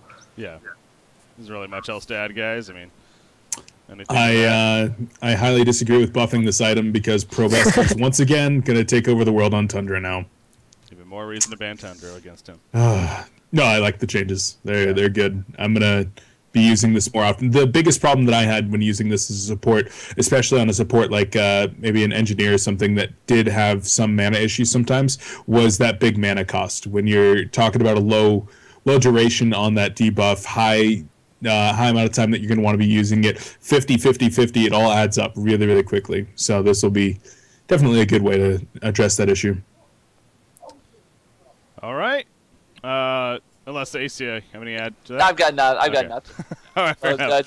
Just keep going. Yeah, these are some smaller ones, so not too much to really talk about on these. Insanitarius did receive a minor change too, 7 seconds to 5 seconds as far as the cooldown decrease. So once again, Panda, actually, I mean, this item we actually do see every now and then. So what would be the reason for this change here?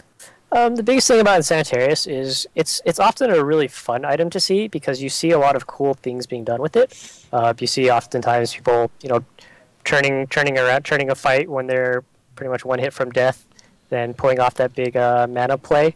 So we just wanted to emphasize that more and increase the frequency at which you can do that. So in the scenarios that, if you do turn around and do that mana up, if you do get your kill, you can turn around and do it again 5 seconds later. So if you can still kill them, I don't think you have really that. You can still kill a person using Insanitarius. You don't really have too much to worry about, but it is certainly going to feel a lot better for the players that are using it very well. Beef, anything to add? I like the change. Anytime that you're going to make it more skill-based, which I see Insanitarius toggling as being very skill-based, I think that's going to be good for the game, good for the scene. Ace? Got nothing again. Just I'm here to look good. That's about it. Doing that, you're doing a good job. Very well. All right, cool. All right. So now this is one that actually did get some pretty decent changes, and No Fire Blade has been an item. It's kind of that niche item in a lot of cases, at least in a lot of people's minds. But it's honestly a great damage assisting tool, and it's getting some nice buffs here. Cooldown reduced from 20 to 14 seconds, range from 600 to 700, and then the cost from 800 to 700 gold. So all around buffs here for No Fire Blade. John, is this even too much? I think that's up for debate, but it's certainly that it's more towards pushing it more towards that niche of the utility item, which is why we've given a large focus to the activation of it. The reduced cooldown, again, that's if you're using this, spamming this generally on cooldown for the purge aspect, either defensive or offensive. I want you to be able to use that more often. Feel like you should be rewarded for picking up an item for those specific uses. Yeah. Kind of like the reduction in cooldown for Electrician's nerf. The increased cast range, that's to cater a little bit more for potentially supports that want to pick it up. They don't have to risk as much. But the squishy agi heroes that are picking it up currently, they're not really having to feel awkward trying to get their auto attack, squeeze out their less auto attack, and then having to run up to the target to get their cast off. So overall, Nullfire is a item that's good to see. Creates some good teamwork play with the activation of it, and we just wanted to promote it more. Yeah, I've always thought it's a very strong item, and this definitely is, again, kind of that push of, like, guys, there's this item over here. It's pretty damn good. Beef? Nothing really to say here. I think it's going to be really interesting to see more Nullfire, but yeah. We'll see if it's picked up after this. Dare I ask Ace? I mean, nothing? Or? Only ask because I'm waiting for the next topic. You know, Same. I get stoked about pretty much one thing when it comes to items, and that's Staff of the Master. Well, there's one before that. Whoa. Before that. We got one before that. I'm sorry. I'm even getting ahead of myself. There's only 3 more items left. All right, and I know the last one especially people really want to get to. But so again, we'll start with this one though. There's only 3 more left. So here we go. Spell Shards is actually next. Spell Shards did get reworked. Spell penetration changed from 246 to 50% of target's magic armor. No longer has upgrades, and recipe costs from 800 to 1200. So obviously, again, the upgrade's taken away, so the initial cost of it definitely increased slightly, but still no longer have to upgrade it anymore. Pandaroohoo, the spell shards change. The biggest reasons for this was spell shards always had a similar comparison to Grimoire, and I feel that that's very unhealthy for items to ever be considered that interchangeable, or like we don't want items to certainly feel like they're overshadowed in any way. So this is pushing spell shards more towards a anti-magic armor route, giving you a different focus of if they have that team build up like a Mage Bane or Devourer that have those high magic armor values, or if they're building a lot of vestments on their team, you can go this kind of item to get by that, as opposed to the Grimoire where you just always get it because you want to deal a flat increase of damage. Yeah. Beef? I've got a couple questions here on this one. Okay. My first one literally just escaped my mind, so I'm going to go to my second one right away, which is, what are the stats on this item now? Because before it did have the changing stats with recipe. The stats of this item will be whatever the level 2 previously had. So, when you first make this purchase, you're going to have the level 2 stats. So it is actually a little bit better for cost per stats than what it previously was with the level upgrades. Okay. So you're going to get that the 10 int in there. And, okay, that's going to be pretty decent. So now back to the other one, 50% of the magic armor in general. So before you're talking about -4, and this is actually going to be ignoring more magic armor in general, right? It's at the earlier levels. It's gonna. The level 1 of it is going to strictly be better because there's no hero in the game that has less than 4 magic armor. Okay. This is going to be most noticeable when people pick up vestments. Yeah. Yes. Overall, you're going to have you're going to be penetrating on average about 2.5 magic armor if they don't pick up vestments, which again, this isn't really the option that you want to be going if they don't have that high magic armor to begin with. You want to go for more of the Grimoire route. But when they do start picking up the magic armor, again, that 2.5 penetration doubles. So it's going to be much more cost effective when people are picking up those magic armor items. I think it's going to be a big anti-Devo item. That's what I'm seeing this as. Yeah, I think that's an easy way of putting it. It's again definitely helping encouraging to kind of pick up this item, not have to worry about leveling it up with the patterns, and just get it straight off the bat and be like, okay, so now I have a pretty effective item here right off the bat. So. Okay, Ace, I'll let you lead into the next one since you were excited. What an honor. So here we go. Staff of the Master, go ahead. Welcome to Honcast. My name is Craig CPK, and we will be talking about the Staff of the Master changes coming into Han 3.3 of Fortified Arsenal. Do I sound like that? Frankie, I feel like your voice changed. I changed a little. Either way, coolest Staff of the Master change. Actually, they're all pretty cool. First one is Rally. He is actually a seismic slam range gets increased from 250 to 500, and the damage also increases when you get the item. Yep. So now instead of seeing you, pull off that 2 to 3, rally ulti when your Tempest gets them all together, this is gonna be a 5-man rally ulti, which is 20 times more epic than a 5-man Tempest ulti, in my opinion. So If you forgot the biggest thing, which isn't noticed here, isn't mentioned here, the skill's renamed from Seismic Slam to Tectonic Slam. oh, Is it? Yeah. Oh my! How did I leave that off? Oh my god. It's not in the patch notes. yeah, that's, not even in the patch Unfortunately, oh, okay. I think I need to add those to the patch notes real quick. all right. Well, that's cool too. I is like neat. name changes. Yeah. Oh, so I'm just seeing. I mean, I don't know if you guys watched the latest top 5 by I believe, the yeah. Scumbag Every Network team. week. I mean, I watch those every week. I try and post them on the Facebook as much as I can so everybody can see them. But this week they had this game that this team was pushing bottom. I'm sure you guys all saw it. Riftwalker came in, landed all of her stuff. Rally came in, got a 5-man Rally ulti, and it was just one of the most epic things I've seen in a while. It's pretty epic ultimate. Now Staff of the Masters can make that even more possible. I'm waiting for that Tectonic Slam come in one of the next patches, one of the next games. Not to take away from the hype of it, but you do have to build a Staff of the Master at the end to do this. Understand, Breaking, that I don't even think about it. I just think about the play that I'm seeing, all right? That's true. Mid worse. It works. There you go. Easy mid worse. Easy. Yeah, that's true.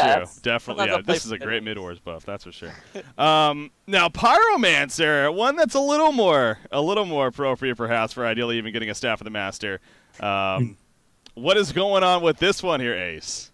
Oh, wow. Pyromancer up next on the plate. So, upon killing an enemy, upon killing an enemy with Blazing Strike, Pyro's ultimate, you actually deal 50% of the damage in a 600 radius AoE around that target. So, Even more reason to kill steal. Yeah, well, only when you use more the kill steal. even more of a reason to do that, and even more of a reason just to get off that ulti in the middle of a big fight, as opposed to just picking off one person. Maybe you want to save it for more of a I don't know, team fight situation. I mean, it's upwards a level 3 Blazing Strike with the Staff of the Master, because it still gives a damage buff, I assume. Yep. On top of that, so it's something like 1100 damage or something like that, 1150 even. It's like 1150. Magic damage. So you figure It's that half of that. 1150 or 1250. Yeah, so you figure that's anywhere from like 550 to maybe 650 damage in an AOE 600. That's actually pretty big too. A 600 radius around him. So that's pretty cool. You're exploding their corpse. There you go. Yeah. That's exactly what's happening. That's the first thing that kind of came to my mind was Magma's Volcanic Touch, like the way that it works with that one. Yeah. But does it actually have to get the last hit, or does it apply like a short debuff like a Volcanic Touch or a Bloodhunter's Feast, that even if you get the last hit like 1.5 seconds later or 0.5 seconds later, or does it actually have to get the killing blow? On a mechanics level, you actually have a tiny window to get the last hit there, or the target to just die. Unfortunately, that window is about 100 milliseconds of the thing impacting. So if you can kill him within that time, which I would hope the skill had already done, but no, if you kill him at that time, it'll still go off.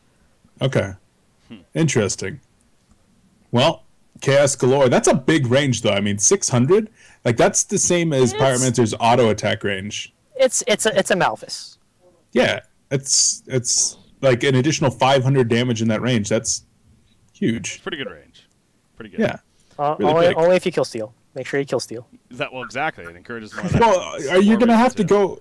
You're going to have to go back and change some tooltips, because I remember like loading screen tooltips a while ago that was like, with big ultimates like Witchslayer and Pyromancer, you should use those at the beginning to help your team rather than stealing kills. Like, you're going to have to go back and change that. The philosophy has changed. Only when you go and pick up Staff of the Master, though. Okay. So, we'll just add a little addendum there. Once you have the side end, then go all out for it. You need some flavor text. Kill steal, best steal. The last one, of course, Succubus. Not maybe as sexy as the others, but still, range increase to 900 on top of what it already does. So it's just like an added bonus even. I mean, speaking of range, I mean, the 900 range is pretty damn good, especially for an ultimate like this. So you can pretty much channel almost the screen away. Yeah.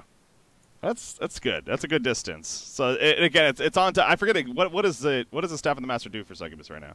Right now, it just increases damage. I can't remember if it lowers the cooldown at all. I don't think it does. You can check real quick. I will check. Cooldown's already pretty low, I believe. So yeah, just increases the damage on top of that 900 range. So another CC tool / even kill. No, it does not reduce the cooldown, unfortunately. Okay. Well, I think that brings us to all right, one of the big hitters of the night. Oh, that's it. We're done. Have a good night, guys. Oh, Breaking you. It's all done. It's all done. All right. This is speaking of we had the leaks out there and every now and then. This was one that people were also really talking, and probably even the number one talked about coming into today's podcast, and for good reason. It's understandable. It's the Wingbow getting the big Wingbow getting addressed here. And not in a negative fashion, getting addressed in a positive fashion. How about that? Increased attack range by 100 on ranged heroes, so even in more of an incentive to get it. GG Moon Queen. Melee heroes also, however, reflects 25% of the damage attempted when you evade an attack. So you're taking damage back, kind of like Swiftblade style. Well, I mean, you got a bow, you got to shoot at them. That's you know what? It makes sense. It makes a lot of sense here. No, but seriously, this is, I mean, Wingbow's getting buffed. Wingbow's getting buffed, Pandaroohoo. Yep, and I mean, part of the large reason is Wingbow in itself. When you look at items like Savage Mace or Rift Shard or even Frostwolf Skull, you get these cool effects that you can actually see for yourself the benefits of these items. When you get a Wingbow, it's like you know what it's doing. You're getting this evasion, but you're not really too excited about it. It's just it's certainly effective. So this is adding something that gives you more of a play around with the increased attack range for ranged heroes. You're certainly going to notice your positioning being a lot further away. The increased melee effect for reflecting damage. You're going to start throwing projectiles at people whenever you evade an attack, giving you a little bit better of a feeling when you do get that evasion. Mm-hmm. So overall, yes, it is a power increase to Wingbow, but it's more just the concept of giving you something more fun and enjoyable about the item, more comparable to the items like Savage Mace or Rift Shards or a Dawnbringer. Now, I'll say I had a lot of discussion with Wazo, with you about this item here, the Wingbow, and what, especially, it's focusing on the 100 range. I mean, the melee version, in the end, the Savage Mace is there to be able to really counter, especially the melee version. However, the ranged version, getting the 100 range, initial thought, like I'm sure a lot of people are having right now, is like, holy crap, Flint Beast was extra amazing. Moon Queen, oh my god, it's even more amazing.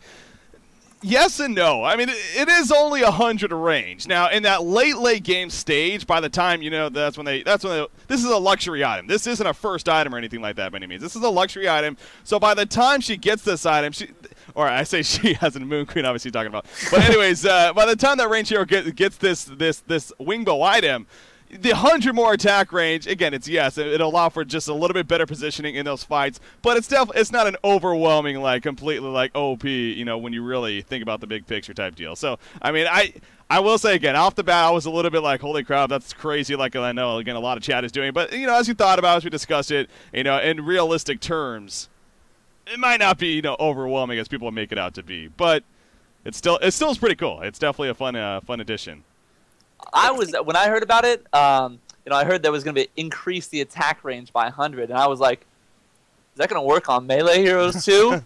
And it was kind of like my dream and hope for some reason, just because I play a lot of Rift Wars now and then, and what happens, you get that cool Flint passive on it, and you're like, well, I actually kind of like this. So I thought it'd be cool if that worked out, but obviously not the case. Just a little tidbit I thought I'd throw in there. That's why you need a Harkins. Harkins on melee heroes is really fun. Yeah. Yeah, Harkins on Warbeast, that's, once again, old school. But talking about this Wingbow, I think this is going to be crazy. I think this is just going to be absolutely crazy. Yeah. Wingbow's already, a core item on so many of these heroes in your ultra late game scenarios. And it's always Breaky and I will be discussing during the matches, is he going to go for a Wingbow now? Or is he going to go for a Genjuro or a Savage Mace? And, as far as I see, as soon as you're going for that second or third item on your Moon Queen or your Corrupted Disciple, one of these type heroes, it's there's no other choice. It's just going to be so much better. It's taking an item that was already very viable and picked up on so many heroes. Any ranged Agi hero in that super late game is going to be looking at Wingbow as a possibility, and you're now taking it and making it their #1 choice for an item in that Savage Mace, Genjuro, Wingbow type category. And I think this is going to be really, really powerful, and it's going to have to get toned back, but we'll see. Well, we'll see what happens with it. Yeah. The biggest thing is that we're introducing something that you can really enjoy the impact of, which you're never going to get that previously, even if we increase the power. So I think we're overall as a concept, we can tone down other things about the item if necessary, but we definitely want people to feel the impact of things like increased attack range. So I see people bringing this up. It's like, does Wingbow stack? I mean, I could get 500 plus range. I'm like thinking about that's never going to happen. First off, it was happening until we fixed it. Like so it actually did use the stack. Okay, we're like, oh yeah, we need to fix that. I can see. I guess again, it's a luxury item. I can see 2 Wingbows late game. Got to be to think if that was the case, but yeah. So I have another question here. With heroes that have different types of attacks, i.e. a Shadowblade or a Wild Soul, how does this affect them going between their double forms? It's still going to take whatever their form is. Those heroes actually change their attack type, so it already works that way for things like Helm of the Black Legion. If you're a Wild Soul and you get a Helm of the Black Legion, in your ranged form, you'll actually get less reduction than you would if you were to stand in your bear form. Similarly with Balakin, or sorry, what was the last hero you mentioned? Shadowblade. Yeah. Similarly with Shadowblade as well. If you go to your ranged form, you actually obtain a ranged attack. So you're no longer considered a melee hero, so you no longer receive the full benefits of the Helm of the Black Legion. So I hope that clarifies things a little bit. You can't have a scenario of melee getting more attack range. Yeah. Only in Rift Wars. Only in Rift Wars. Only in my dreams. Leave it to Rift Wars. All right. Cool. I think wow. I mean that definitely took a little longer than we were expecting, but yeah, you're telling me. Hey, it was a big patch. And we didn't even go over everything, to be fair. So guys, I mean that should really just tell you how big this patch actually is. And it's going to be coming out tomorrow, man. It's so big we need a second podcast. That's a good segue, Beef. Before we get into too much of that, though, I do want to give a chance now again. So we are going to be wrapping up here. Thank you so much, first off, for tuning in. First, I want to give you guys a chance now. Pandaroohoo, we'll start with you. Any final words? Any maybe hints at anything coming up in the future as another patch? I mean, just something.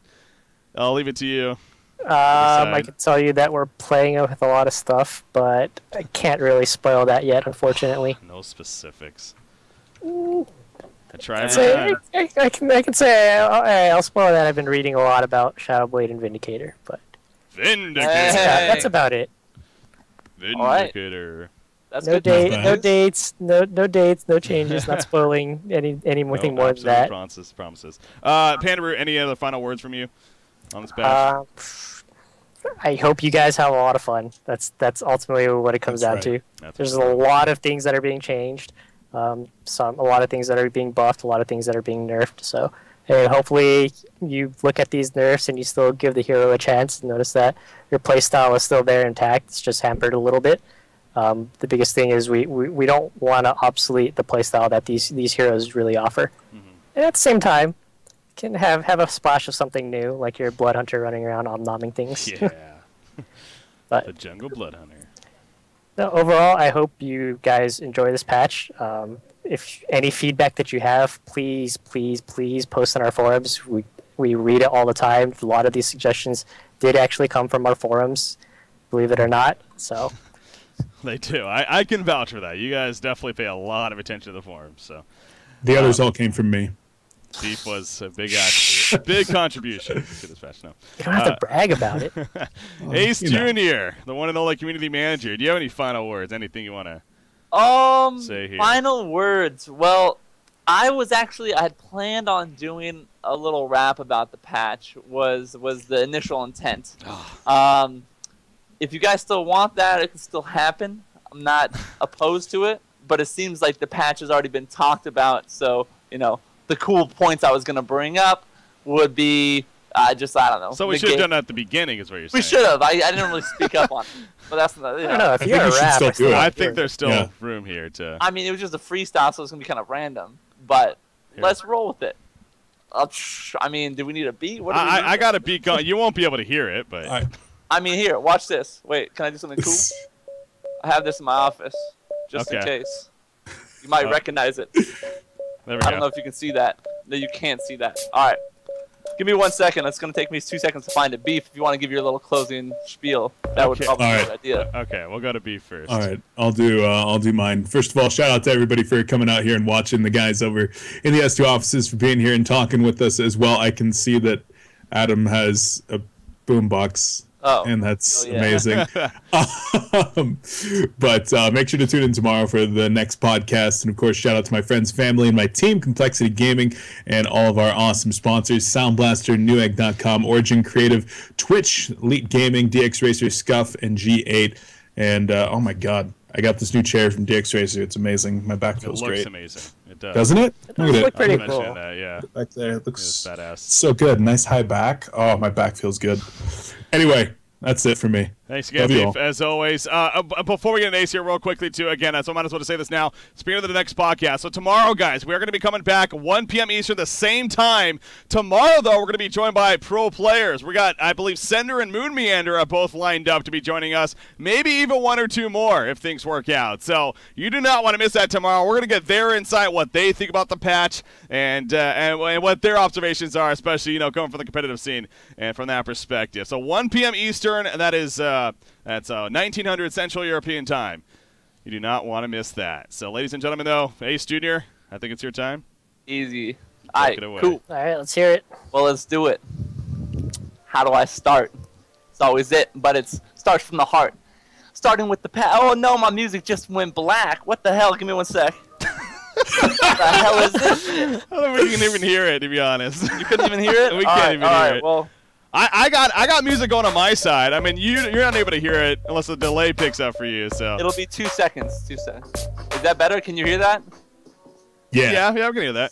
All right, that's hearable. All right, that's hearable. So I'll start with what's killing me. That's artillery. Just headed down the list. I don't know if you can listen to this, but it's Blood Hunter. I'm gonna gun you down, but I don't care if you're wishing. I already buffed the electrician, and we getting back in it. I know I'm onto ya, so let's do it all the way down to Alonia. Oh no, now you're gonna fear, cause I'm coming too near, and we're messing with the little engineer. Got nerfed, but it wasn't worth it. So we gotta keep the Reaper. No, I'm talking about Gravekeeper. Gonna stun a few more times. Oh no, now I'm messing with my rhymes, but I'm gotta go KOTF, and I know this cause it is the best, or he was, until he got shot in the back with an axe. Now his base armor, it just lacks a little bit. I'm just kidding. So let me get down to what we believe is my thesis. I'm talking about Kinesis, a nice freaking rework. Oh no, that's it. I'm acting like a jerk, but now I can run and activate all my abilities. Oh, it's the utility. Now you're just killing me. Breaky break dancing.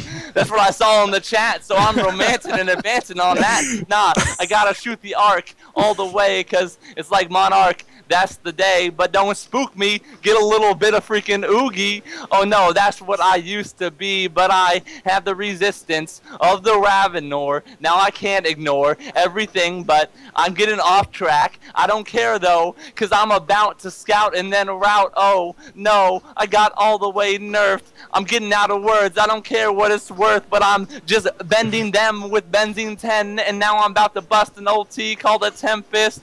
That's it. I'm gonna stop soon. I'm headed home, but that's okay. New item, Ion Stone. Give you a chance to get that rune. I don't care if I busted way too soon, but I am gonna put you in your tomb or reveal all the wards, cause that's what you need. I got words and words coming in a surge of electricity. Oh no, that's Thunderbringer, bringing all that ethnicity to the game. That's enough.